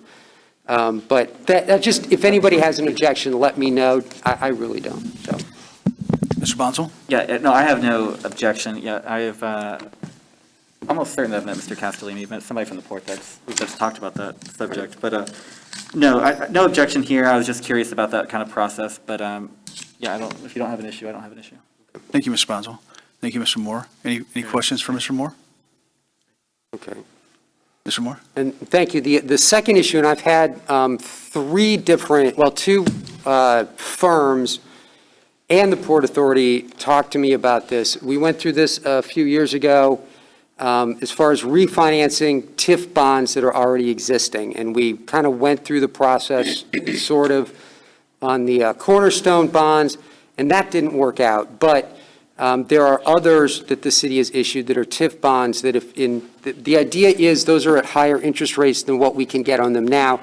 They have hit their maturity date, so we can call them and issue new bonds at a much lower rate. And the idea there, it frees up some of what would be property tax payments that we can either use, the city then becomes available for the city to use for public infrastructure projects that serve those particular developments. So like at Linden Point, if we refinance the bonds, you may free up whatever X number of dollars a year that we can then use to maintain the streets and the sewers, the water, whatever it is, the water system around that area. So I've had two different firms in the Port Authority want to talk to us about that. I'm thinking that, I'm not sure what council's goal is on that. It'd probably best to have somebody come to like the Finance Committee or the Economic Development Committee and talk through that. The question is, do we want to go through, one was referred by an attorney who generally represents developers that we have dealt with him on the developer side. One is our bond counsel and the other is the Port Authority. And so I would suggest that. I just want to know who to invite to sit down and talk to council or a particular committee of council. Mr. Bonsall? Thank you very much, Mr. President. I would just ask a question to the law director. Is there any objections that the law director has? Do they think that the Port Authority might have any less experience or any less ability to communicate this topic to us? Yeah, would be the question. Mr. Moore? Certainly not. The Port Authority might be not a bad place to start as far as having an initial discussion. At some point, before somebody gets too far into reading the terms of the bonds that have been issued and running like deep financial projections over the next 15 years, at that point, we would have to retain somebody to actually sit down and do some real hard numbers to let us know exactly where we are. And as you recall, the Cornerstone ones didn't work out because those are kind of underwater as it is. And so if we refinanced, it wouldn't free any money up. It just meant that the tenants there wouldn't have to be making extra payments, which the owner didn't care about. So, but for these, a couple other spots, there might be much more leverage available. So, but yeah, if you want me to invite Mr. Castellini from the port to come and talk to economic development or finance, whichever one. Yeah.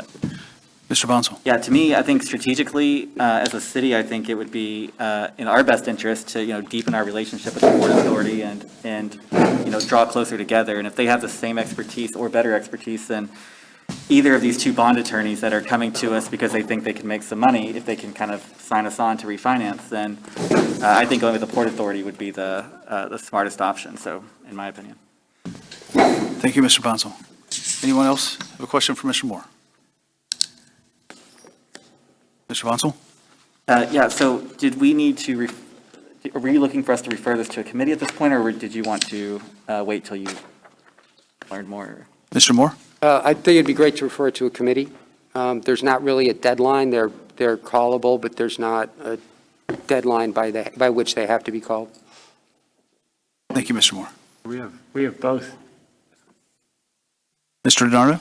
We have both Finance Committee on the 31st, and I think we're trying to get an Economic Committee on the 3rd, right? On the 3rd. Either one works for me because I'm on both, so. Thank you, Mr. DiNardo. Mr. Bonzel? Yeah, thank you, Mr. President. So I think traditionally this would probably be a better topic for the Finance Committee. I think that there's, I think it'd just be a good place for it. I don't think it has to be on the 31st. Yeah, that's why, if it's going to be I was bringing those dates up, sorry to. Yeah. But no, I guess I'd like to make a motion then, if you don't mind, real quick, to refer the possibility of refinancing existing TIF bonds from Norwood projects to the Finance Committee. Great.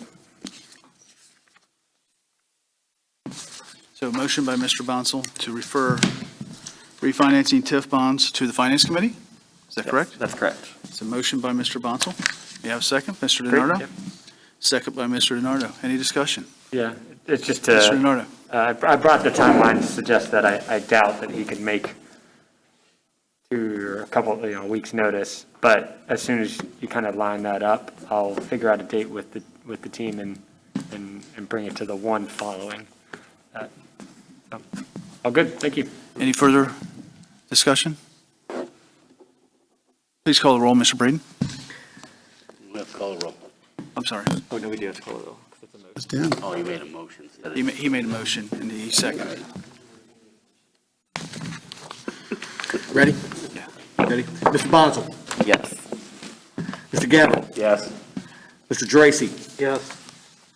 Mr. Kelch? Yes. Mr. DiNardo? Yes. Mr. Thompson? Yes. Mr. Braden is a yes. All members present voting aye, the motion passes. Anything else, Mr. Moore? Unless somebody's got any questions for me. Thank you very much. Moving on to item O, other requests to address council. Mrs. Angel was here, but I think she stepped out. She had a family emergency with her mother. Okay. She was hoping that either Councilman Braden or myself would be able to address her. Mr. Braden? Thank you, Mr. President. I would like to make a motion to allow Mr. Pastor Sonny James to address the situation of Miss Angel, please. You're making a motion? Yes. Motion by Mr. Braden. Mr. Kelch? Second. Second by Mr. Kelch. Any discussion? Please call the roll.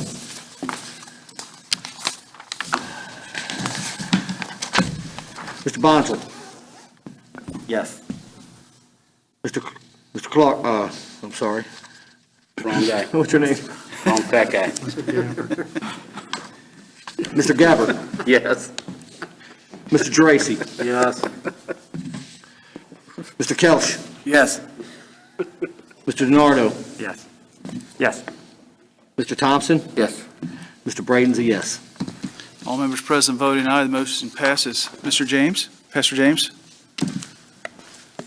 I appreciate each of you. I'm Pastor Sonny James at 1830 Hopkins Avenue, but I'm really honored to stand before you in her absence of Miss Angel, who had come before council at the last meeting. She expressed some issues around the property regarding one of our neighbors here in our community. Upon hearing her concern, I stood before you all and I made a commitment that the next day I would have my contractors show up at her home. We did just that. And I wish Mrs. Angel was here. She had to run out on a family emergency to deal with her mother. One of the things that I am so excited about is as residents were coming by, people were stopping and asking questions like, well, who are you? What are you doing? And then they would come back by and they'd say, man, that is awesome. And I just want to thank God for Mr. Braden for having the heart and the concern to bring a resident's issue to the forefront and really to challenge all of us as fellow residents to step up to the plate. And I personally want to say thank you, sir. Because of that, Mrs. Angel and I, which is really, really awesome, we were able to go out to the property next door, and we would love to show you all photos before and after. Just a phenomenal job that our guys did. Then we not only stopped there, because our heart is not just to help the ones that are in worse shape. We then ended up blessing Mrs. Angel herself on her property because she not only had a heart to come and make this presentation before you all, but she helps family and other people. And so we felt compelled to really be a blessing to her. So then we also did her yard. And in the midst of doing her yard, Miss Suzanne, who lives on the opposite north side of the property that we were called to or encouraged to go and support, Miss Suzanne pulls up and she says, "Hey, I got some weeds over here. You boys pull these weeds up for me?" And I said, "Of course, we're just here to serve." And so we did that, and then she ended up saying, "Hey, can you do something else?" And we said, "Yeah." And then she says, "Well, hold on a second. I need you to come into my house. I got my vacuum cleaner bag. It's busted. I need a new vacuum cleaner bag." And so the guys went in and did that. And folks, I want to leave with saying this. I was the one blessed by that opportunity, because in the midst of that, Miss Angel and I have been able to communicate transparently. And you know, the reality is, and if she were sitting here, she would tell you, growing up, I probably would not have been invited to her dinner table. But now I can tell you, we certainly have plans to break bread one to another. And that made my heart filled with so much joy. And again, Mr. Braden, I just have to take my hat off to you, because your diligence gave me the privilege and the honor to serve our fellow community. And that's what it's all about, guys. We didn't ask for any money, because that's not what I'm about. I'm about serving. And so I want to challenge the rest of you. If you know of some other properties or something that needs to be done in our community, I don't need a committee. I don't need any special approval. I just need to know there's a problem.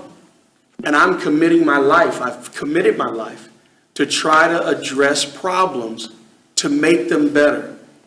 And I thank God for Miss Angel, who in her absence, I think she would honestly tell you all what a beautiful friendship and relationship. It's more than just yard work. And I joked with her tonight and I said, "How's the yard doing?" And she said, "Oh, it's doing great." I said, "Really? Because my grass has already grown back." So I said, "Good, we get a break. We don't have to come back to your house till Friday." And so thank you, Mr. Braden. I want to encourage the rest of you to also challenge yourself. There's still more work to be done on that property. And I'll wait for Mr. Braden's lead and instruction on the next steps so that we do things appropriately, decently, and in order.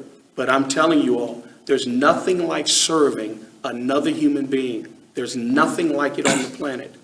And that's all I'm committed to doing. God bless you all. Thank you, Pastor James. Unless there were any questions. Mr. Braden? Thank you, Mr. President. Mr. James, you are a gentleman and a scholar, and I looked out my front door where I was working, and I witnessed you and your crew doing the deeds that it really warmed my heart. And although we disagree on, I think you're wrong when you say you weren't welcome, when you was a child. I believe you're wrong on that, sir. However, I cannot say enough about your selfless act for Miss Angel, and she needs more help. And the first, you basically did that first step, and I really appreciate you and your people for coming out and doing that. Thank you so much, sir. Thank you, sir. Thank you. Thank you, Mr. Braden. Thank you, Pastor James. Thank you.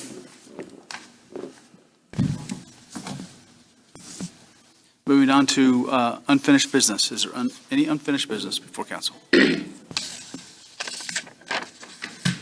I able to? I'm sorry. Am I able to?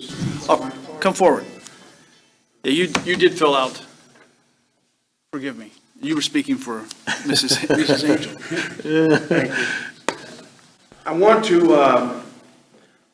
I want to make sure that I'm addressing the people that really, really matter the most on this matter, and that is all of you who are watching tonight. Mr. President, can I call a point of order? Yes. Is Mr. James addressing the council, or is he addressing the camera? I'm not sure. I mean, I think If he wants Well, to I address the plan to camera, he can go address live on both. Facebook. Is there an ordinance prohibiting? I mean, we're now going on 10 minutes of Mr. James talking, and we've got another 5 to go, so. I guess it's- Excuse me. It's appropriate. That is absolutely not true, sir. The monitor is Excuse me. here, and Hold on I a second. did that. Mr. Braden made a motion for Mr. James to speak for someone else. That's right. Please continue, Pastor James. I definitely intend to follow and abide by any set ordinance or rule. Folks, I want to be honest with you. When we talk about what is systemic discrimination and what does it look like, guys, I put my heart on the table. I want every citizen in my community to be safe. And I'm going to tell you the God's honest truth. I've gone well out of my way to distract others from wanting to come into our fine community and to protest, not maybe in the most positive way, but in some ways that cause a lack of safety to our businesses, to homeowners, to renters, and to our children. Guys, we've got to step up, and we've got a lot of great people here. Don't get me wrong, but I've got to point out this thing because you all know the people that really control this community. Systemic racism is still happening all over the country, and I'm trying to prevent it from coming to Norwood. So when we have awesome groups like PLK coming in with great leadership, I don't want anything going wrong. I want to be able to support it. But about a month ago, I told you all, I'm expecting economic inclusion, and I'm not going away on that. But I asked our mayor about jobs and opportunities. He told me about an RN job at the health department. He referred me to the health department. I contacted them. They referred me back.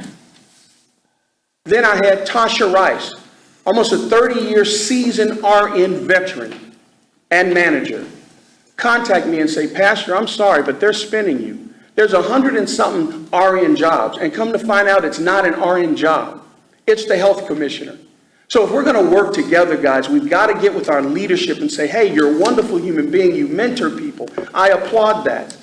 But you've got to stop navigating something else towards people of color.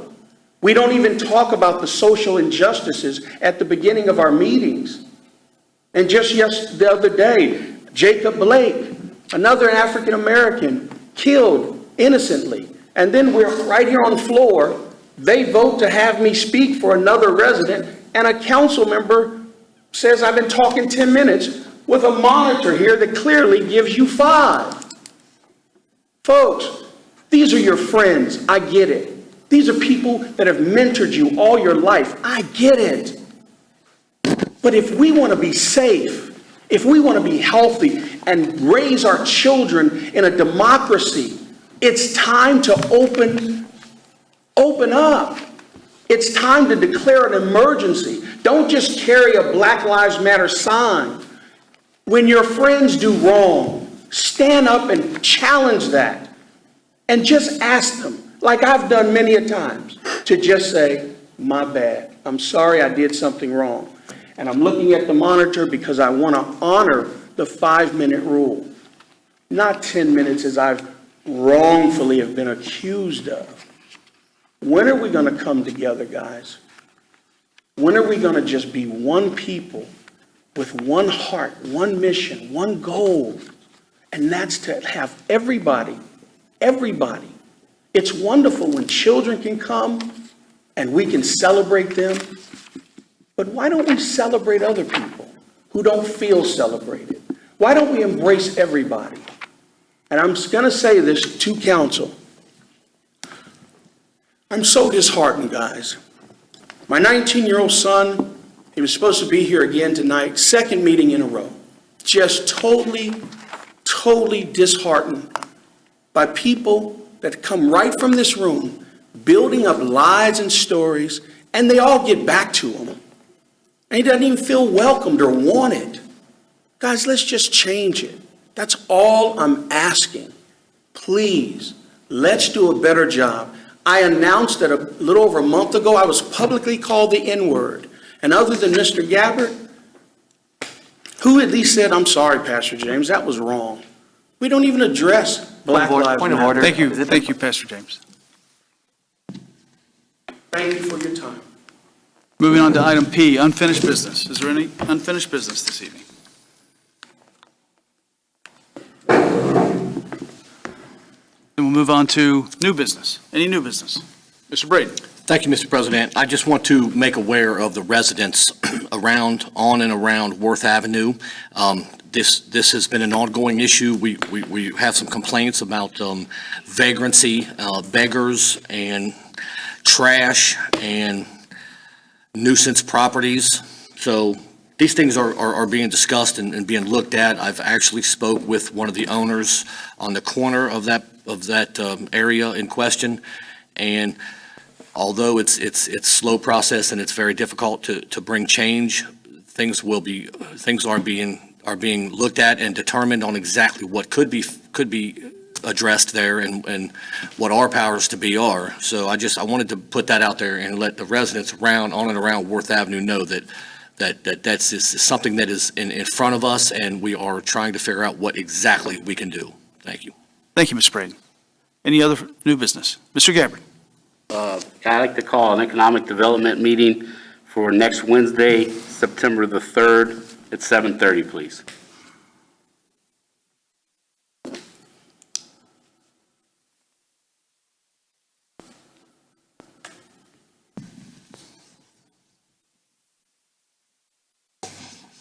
Thank you, Mr. Gabbard. Any other new business? Council chambers. It'll be in council chambers. Mr. Bonsall. Thank you, Mr. Miracle. I'd like to refer to Law and Ordinance Committee amending our rules of council around the request to address council.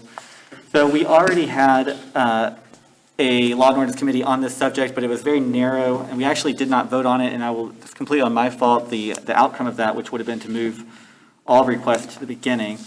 I think, though, that there's more that we need to look to amend and just put some rules behind, specifically, like, if council members ask questions, does that go in that 5-minute time frame, and any of those responses go in? Specifically, potentially around the time limits that we have, and then around whether people are allowed to, anyways, I think there's just a few things we should look at. I'd like to refer to Law and Ordinance Committee and just take a look. We can't amend the rules of council without doing that, so I think that's a good first step. Thanks. Thank you, Mr. Bonsall. Any other new business? Mr. Braden. Thank you, Mr. President. I have a lady that is supposed to be here tonight, but she's not. But sometimes we have to address things that are not, they're not something that we really want to address and we'd like to steer clear of. But we serve the people of this community, and I'm in discussions with one neighbor that's in and around Carter Avenue that's unhappy, and so the fact that she's not here tonight doesn't really discount the fact that they are unhappy in that area about I guess it's on the corner of Hopkins and Carter. So she feels like has been unjustly, she feels like that she's kind of been railroaded. So I wanted to bring it up. It's something that I don't want to challenge anyone else on. It's just that a citizen contacted me with very unhappy. It's not really my part of town, but I do serve the people of this community, and I feel compelled to say that this lady, I want her to know that she is the things that she has addressed have not gone unnoticed, and we can continue the conversation. So I just wanted to bring that up, not to challenge anyone here today and for any types of work that they have done. So thank you for hearing that. Thanks. That's all I got. Thank you, Mr. Braden. Sorry. Mr. Noda? What specifically, Mr. Braden, were you talking about? You said railroaded. Is there a particular item or action or I personally don't thing that have. happened? Oh, I'm sorry. No, it's good. Go ahead, I'm asking. Thank you, Mr. President. Yeah, Mr. DiNardo, thank you for following up on that. I wanted her to come here tonight to address her concerns, because the only reason they're my concerns is because they're her concerns. I'm not here tonight to accuse or to say that, anything nefarious happened. It probably did not, because I trust the people in this room. I honestly do, and I know everyone in this room personally. She is unhappy about the way I guess it's art gallery. They changed the, the zoning and the way that they notified the residents and the way that when she attended a meeting. I don't want to speak for her because these are not my comments. I do have them wrote down because she said them to me, and she's supposed to be here to do it herself. So I just wanted to comment on it because I don't want her to think that she's not welcome here to address her comments and concerns, because I personally know everyone in this room, and I know that we are good people here, and I wanted to address that for her and not for me. Thank you. Thank you, Mr. Braden. Mr. Tracy? I was also contacted by several residents that felt that they were slighted as well, kind of, I guess, backward, as they felt threatened as well, and felt that a council member had not done what was asked of this council member, and that it was improperly handled by the council member. I have had discussions with a few of them, and a few residents within that area felt that because they were not notified of that zoning meeting or of the change or of anything going on with that, that they were outside of the know, I guess. And when they attempted to find out why they weren't notified, they were given with pushback from another department, and they were not happy as far as the attitude that was given to them. And I know that some of the residents within that area really deserve to be notified, or within any area of something like this, deserve to be notified in a timely manner, no matter how it is. And, I feel that this whole thing has gone up, down, backwards, left, and right, and somewhere, at some point, we need to get it back to the center so that we can make sure that everybody is doing everything the way it's supposed to be done and not backwards. Thank you, Mr. Tracy. Mr. DiNardo? Yeah, I'm sorry, guys. It's important we try not to be real overly careful in the way we speak, because I still don't know what people are talking about. And so, that wasn't at all to be funny. I think if there's an action that we can take away from something that you guys are hearing, let's bring it forward in a way that we're supposed to do something or talk about something. So it's just, can we just explain, if there's something to explain, let's say it. Thank you, Mr. DiNardo. Mr. Tracy? What are you talking about? I was contacted by several residents over the fact that they weren't notified of the the BZA meeting. And that even the parcels next to the building at Hopkins and Carter were not notified either. That when they went to the building department, they got pushback and attitude of, well, it was sent out. I don't have proof that it was sent out, but it was sent out, and in a very rude manner. And they weren't happy about it. So when they contacted me, I listened to them and tried to calm them down a little bit, I guess. Try to help them out as much as I could. Obviously, Chris did his best to help them out as he could at the last meeting with attempting to widen that area of notification. So, I want to go to say that I know what Councilman Braden is talking about and discussing. I don't believe that some of the concerns are valid, but I believe that we're trying to listen to one side versus not listening to the other side as well. There's two sides to everything. You can't listen to one side and try to pander to one side and not listen to the other side. As council members, we have to try and figure out how to get to the middle and make a happy, peaceful center somewhere, no matter what this is. Thank you, Mr. Tracy. Mr. Bonzel? Thank you, Mr. President.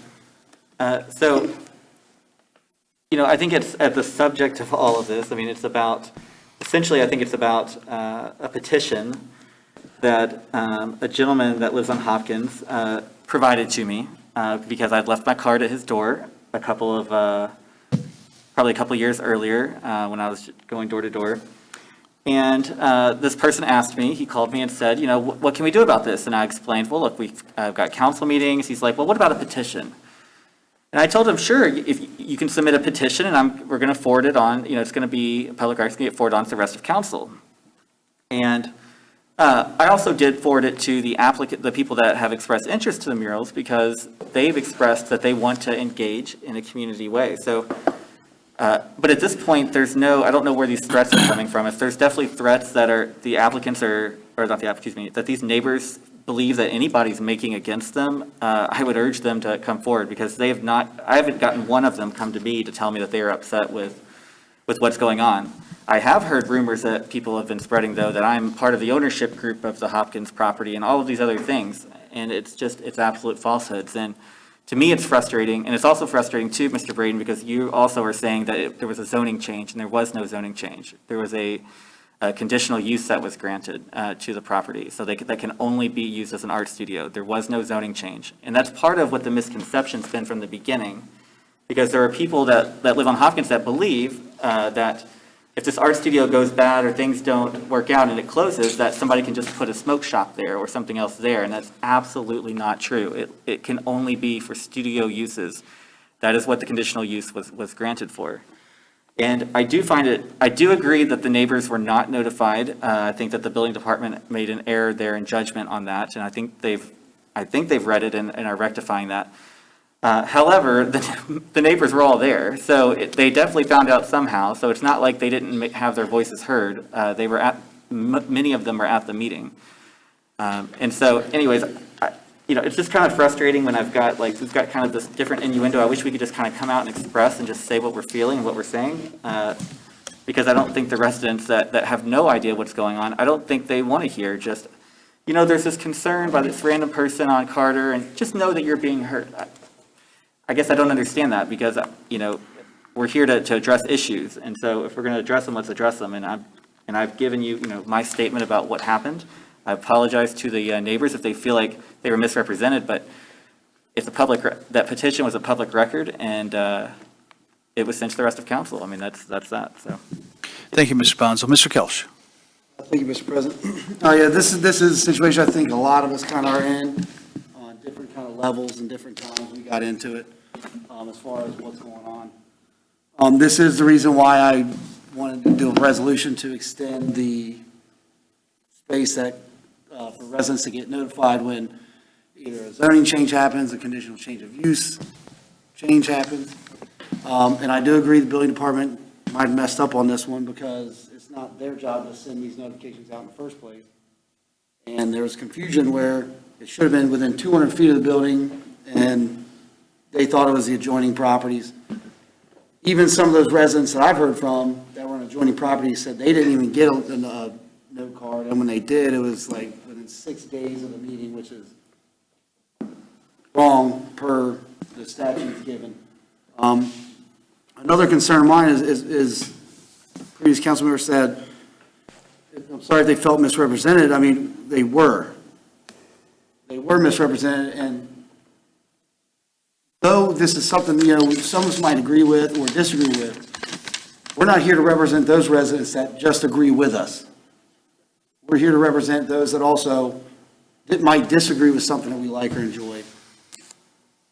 And we have to do that fairly and make sure that they all are heard. And there is a contingency right around the spot that doesn't feel like they're represented well enough by submitting this petition. And then it turn around and be given to those that are trying to renovate the property or in support of those trying to renovate the property. And I think that was also a big error in judgment, if we're talking about errors in judgment. That's essentially what's going on. Is residents submitted a petition to a council member, that council member turned around and gave it to those who are either directly involved with or in very strong support of this building, this establishment, this project, what have you. Instead of that petition being just given to council and us addressing it here on council, in council chambers, on council floor, it was given to them over here and then given to us over here. That is where the problem is, which allows some of these residents to feel attacked by people coming to their homes. Well, why are you against this? Why don't you want to hear me out on this? And I don't think that was fair to them to open them up. Could he have known that they were going to do that? I don't think so. However, it opened them up to that kind of bombardment, which was really unfair in my opinion, and obviously unfair in a lot of these residents' opinions right around there. So that, I just want to give a little bit more insight to this situation, what's going on. There was a lot of errors in judgment, a lot of mistakes involved here. And I do personally feel that these residents aren't being heard, the ones that don't want this kind of thing there, the ones that are against this kind of thing. They're just kind of being sloughed aside and said, go sit over there in the corner and we'll do stuff over here. And I don't think that's fair. And it's clear that the actions presented by a certain council member shows that that's not fair. Thank you, Mr. Kelch. Mr. Dracy? I will agree with Councilman Kelch as well. He said a lot of what I was going to say over the fact that I believe that, I myself had kind of stayed out of the mix a bit on this and was just kind of taking it in as I could. And then when I got contacted regarding voices not being heard. And when I found out that a petition was given to a councilman and it was not submitted to council in a way that would have created the public record the proper way, like any letter that's sent to council to be read on the floor or anything to be put into record of council, I believe that was slightly underhanded. And I also believe that, it opens up other residents to having strange people walk by their house, ask strange questions, knock on doors, and walk away for some reason. These are just some of the things that I've been hearing over the last at least 2 weeks, if not a little longer. I kind of feel that, we're still only getting one side. And I personally will say I've only been contacted by one side, really, to at least meet up. But I had my stance on certain issues regarding this, even prior to being contacted by the residents. But again, we had a council meeting several months ago that said, you represent everybody. Yes, we do. We represent everybody. I can't just look at one side because one side has all this money or this side has no money. I have to look at everything. And somewhere in the middle, somewhere I find a good middle ground. And that's where I'm trying to be at right now. Mr. Bonsall. Thank you, Mr. President. Oh, my goodness. So first, I just want to read the email that I sent to all of council within 15 minutes of this resident dropping this petition off to me. And there were no responses to this email, by the way, so anybody worried about public conversations can feel rest assured. But I sent this, it was petition against mural on Hopkins. I sent it on June 23rd, 2020. Dear Council, attached is an unsolicited petition I received from 7 households on Hopkins Avenue that are concerned about a mural going up on the building at Carter and Hopkins. This building is in an R2 zoning district. However, the building is undergoing conversion to an art studio as there is an ordinance on the books allowing for some commercial uses in historic corner store type of properties like this one. The Economic Development Committee is currently in discussions regarding murals and hopes to have an ordinance passed by council sometime late summer or early fall. Decisions on locations where murals would be allowed are ongoing, but there has been discussions about not allowing murals in a residential district. I informed the resident, Patrick O'Malley of 1804 Hopkins, that I would forward this petition onto the rest of council. Sincerely, James Bonsall. And the petition merely says, it's not even a bad petition. It says, there's nothing negative about it. It just says, the following property owners located on Hopkins Avenue have expressed concerns regarding a planned mural to be painted on the side of the building currently under renovation at 1822 Hopkins. The recent improvements to the property are much needed and greatly appreciated, but we do not feel the mural would be appropriate for a residential neighborhood. Like, there's nothing offensive about that. There's nothing, crazy about that. They're expressing their opinion. And frankly, I sent it to the rest of council. So I actually take note to the previous speaker who also had the opportunity to submit this. If there was some official way to submit this to the record for council, please inform me. But that speaker also had the opportunity to submit this for the record. So I take resentment when I sent this to council within 15 minutes of me getting it. So everybody here had it. Everybody here could have submitted it. I yield. Thank you, Mr. Bonsall. Mr. Braden? Thank you, Mr. President. So, to comment on Mr. DiNardo, you're right, I was being very vague. I was trying to be very vague, and I apologize if that came off. This is not, I want to say that I am not against this studio. I am for someone coming in and doing this to this property. I have no issues at all. My issue is with, and I'm not going to say any names here. I know better than to start throwing names. They're not here. So the issue that they had, now that we're having this discussion, because I brung it up so that I could be, so that this person who contacted me knows that they feel like they're not represented. And now I'm gonna say what her issues were. Okay, she's upset with the way it was handled. All right, she says that the BZA would not read her letter. I don't know if that's true or not. I'm telling you what she said now. Let me finish, please. And so she says that no one got letters that was around the building. She says that there was a meeting at Millcrest or somewhere that there was like 40 people at this meeting that weren't even living around there, and then there was like 6 people that lived around the neighborhood. And then when they had this meeting at Millcrest Park, one of the 40-year residents were told that he could move. If he didn't like it, he could move. He lived there for 40 years. Okay, this is what I was told. This is not facts. By a 9-year-old, this is what I was Mr. Braden. told. A 9-year-old So, said that. they're not notifying people, and then they think that they're doing this during a pandemic, and that because no one will show up, they try to push this through. I'm just saying what they told me. This is not what I believe. These are not my beliefs. This is a resident that is concerned and come to me, and I didn't mean for it to go. You're right. I tried to be vague to let this person know that we're hearing this. She says the petition that she turned in was the very next day. The people showed up at her door like, hey. Like you gave them the petition and not, so that's none of my, I'm not saying that you did anything wrong. I'm support of this business, but this is what she says it. This is what I'm told, and she feels like that the decisions were predetermined, and I just don't want our residents to think that is happening here, because it's not, and not when I'm involved. So my intent was not to attack anyone or not to take anybody's side. I'm for this business that they want to do business, I'm for it. I just want these residents to know that their concerns are being heard, and that's it. No, I'm not challenging anybody here today. Thank you. Thank you, Mr. Braden. Mr. Thompson. Yeah, just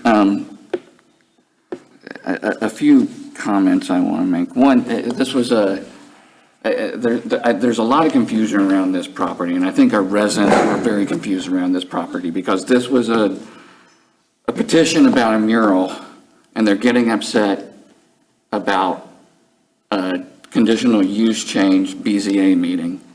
So the petition wasn't even about what the current complaint is about. Petition was about murals. So I don't even know what to say about that. You're complaining, you say, if I submit a petition to you, Mr. Braden, I'm just using you as an example because I'm looking at you, complaining about murals or not wanting murals, and then followed up with Mr. Gabbard that I wasn't listened to because they went ahead and approved the zoning change on a building, that doesn't make sense. Because the complaint wasn't about the zoning of the building, it was about the use of murals. Now, when it comes to use of murals or doing murals, we've been working on this for years. And we do hear you. Just because you don't necessarily get your way on a situation doesn't mean you're not being heard or not being represented. It's a difficult thing. We try to find that happy middle, but sometimes that happy middle skews one side farther than the other because sometimes it's either you do it or you don't. And so there's not always a happy middle, though that's what we often try to do and what we are trying to do currently with the mural thing. So I want people to know that you are being heard, even if things don't go your way. That doesn't mean you're not being heard, and that doesn't mean that your opinions aren't respected. It just sometimes means that things went the other direction, and it happens with all of us. But there's just so much confusion around this particular property and the things, and I think the failure to send the proper kind of notification definitely played into it. The fact that there was a couple issues surrounding the property at the same time kind of played into it. I wish there was some way to sort of like pull properties or all people into one room and sort of explain everything so that everybody kind of understood what's going on.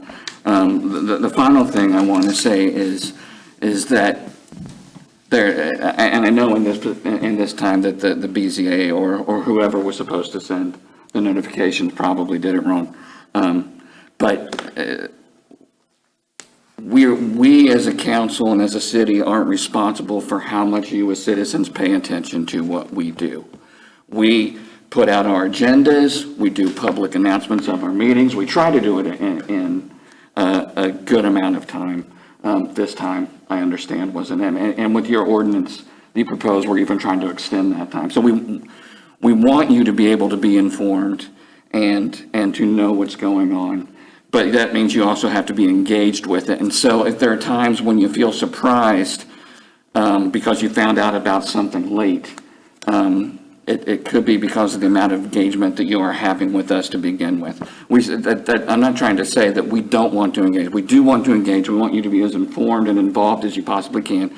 We want to hear your opinions, but it's just sometimes things don't always go the way that you want to. Thanks. Thank you, Mr. Thompson. Mr. Bonsall. Thank you, Mr. President.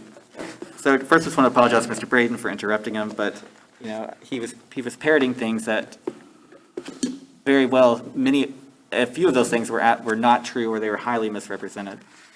So after the last Economic Development Committee meeting, the person that I'm almost certain that we're all talking about, if it's the person that we're talking about, she told the applicants, said, you know, you could have just come talk to me. And the applicants told them, well, we tried, we knocked on your door twice. And so I'm really confused at now why they didn't want the applicants to come visit them, because she told the applicants, why didn't you come, engage us? Why didn't you say hello to us or what have you? So it's just frustrating hearing all of this double talk. The other part, when you said she's upset because somebody said you can just move, that was a 9-year-old, Mr. Braden. That was literally, she was just expressing how she liked public art. And when we're 9 years old, I don't know if we've ever had 9 years old. I've never had a 9-year-old, but some of you all do have older children. 9-year-olds don't think logically. And so I'm sorry that the lady was offended by the 9-year-old saying you can just move, but I think we all kind of cringed at that, but she's 9 years old. So this is shocking to me, and it's representative of the way that this is manifested. And frankly, the art studio is such a low impact use. It's surprising at all of the neighbors that came out to oppose it on parking reasons, on a variety of other reasons that literally wouldn't even apply to the way that this building's being used. So I guess I hear their voices. I mean, I hear them, but it doesn't always mean that they're right. And if we literally always listen to the loudest voice in the room, or the voice that talked the longest, then we'd probably get nothing done. I yield. Thank you, Mr. Bonzo. Mr. Tracy. Mr. Braden, what you had laid out is kind of what I was laying out for the next council meeting. So I'll figure out how to lay out the next council meeting speech that I have. And I do feel that some members of this council do slide to one side and only one side instead of looking towards the middle.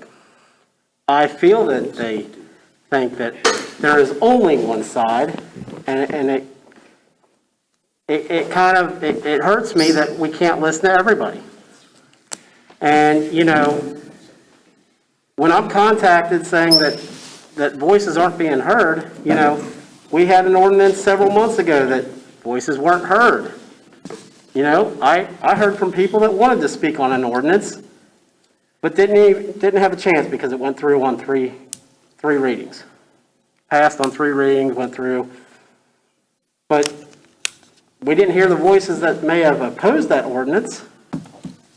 So, when I hear council members saying, I think we need to slow things down, I think we need to have 3 readings, all separate, so that all voices can be heard, but then a certain ordinance comes up, and then all of a sudden it's, nope, I want to rush this through and get three readings right now. I'm just describing I'm explaining what you had acknowledged earlier, that this is a messy situation with this property. That's, I think it started out messy. I think it continues to be messy. Thank you, Mr. Tracy. Mr. Kelch. Thank you, Mr. President. I just want to clear up some statements from a previous council member about confusion. These residents aren't confused, that they're not mad at one issue thinking they're mad at the other or anything like that. They're mad at 2 different, they dislike 2 different things. They dislike the change and they dislike the murals, okay? There's no confusion there. The only confusion was the change of use variance versus actually rezoning. There was some change there because they're so similar. I think that's an easy thing to get confused about. What's actually going on is they're pissed off because they did a petition, they gave it to a council member, and that's where they're confused. Is why they gave it to a sitting council member to bring the council to address the council. Though he emailed the council, turned it over to the other people on the opposition or the other side of this issue with their information on it without their consent so they can get hassled. They're not confused, guys. They're pissed off. That's exactly what it is. Thank you, Mr. Kelch. Mr. Thompson? I understand what you're saying, and I realize that they're upset because it was given to their thing. But I do think there's confusion because the petition was about murals. We haven't made any decisions on murals. We can, if in the next Economic Development Committee, we would like to read that letter out loud in that committee meeting when we're talking murals, we can do that because it's a petition about murals.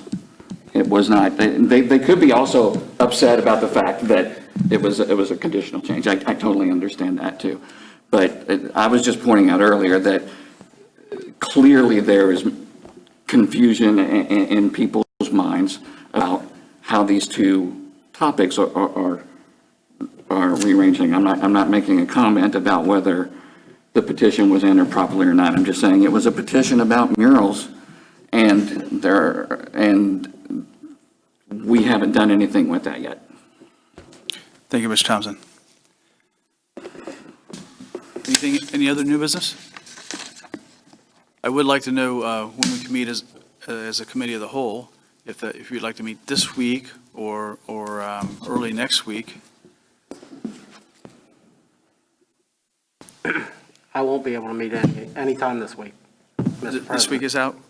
You said this week is out? I cannot meet anytime this week, Mr. President. Okay. How about, what is next Tuesday, the 1st? Is everybody okay with the 1st? Yes, sir. 7:30 here? Is that good? Mr. Gabbard, are you good, sir? Is there any, There's another meeting on the 1st. Who was meeting on the first? It's I'm a sorry. social meeting, but if you want to trump that, I mean, this is more important, obviously, but Can we do it earlier that day, like, can we do it at 6? Yeah, what time is that? What time is the other meeting? We could, that's, Club meeting starts 6:30. 6:30? 7, gets over at 8. Okay.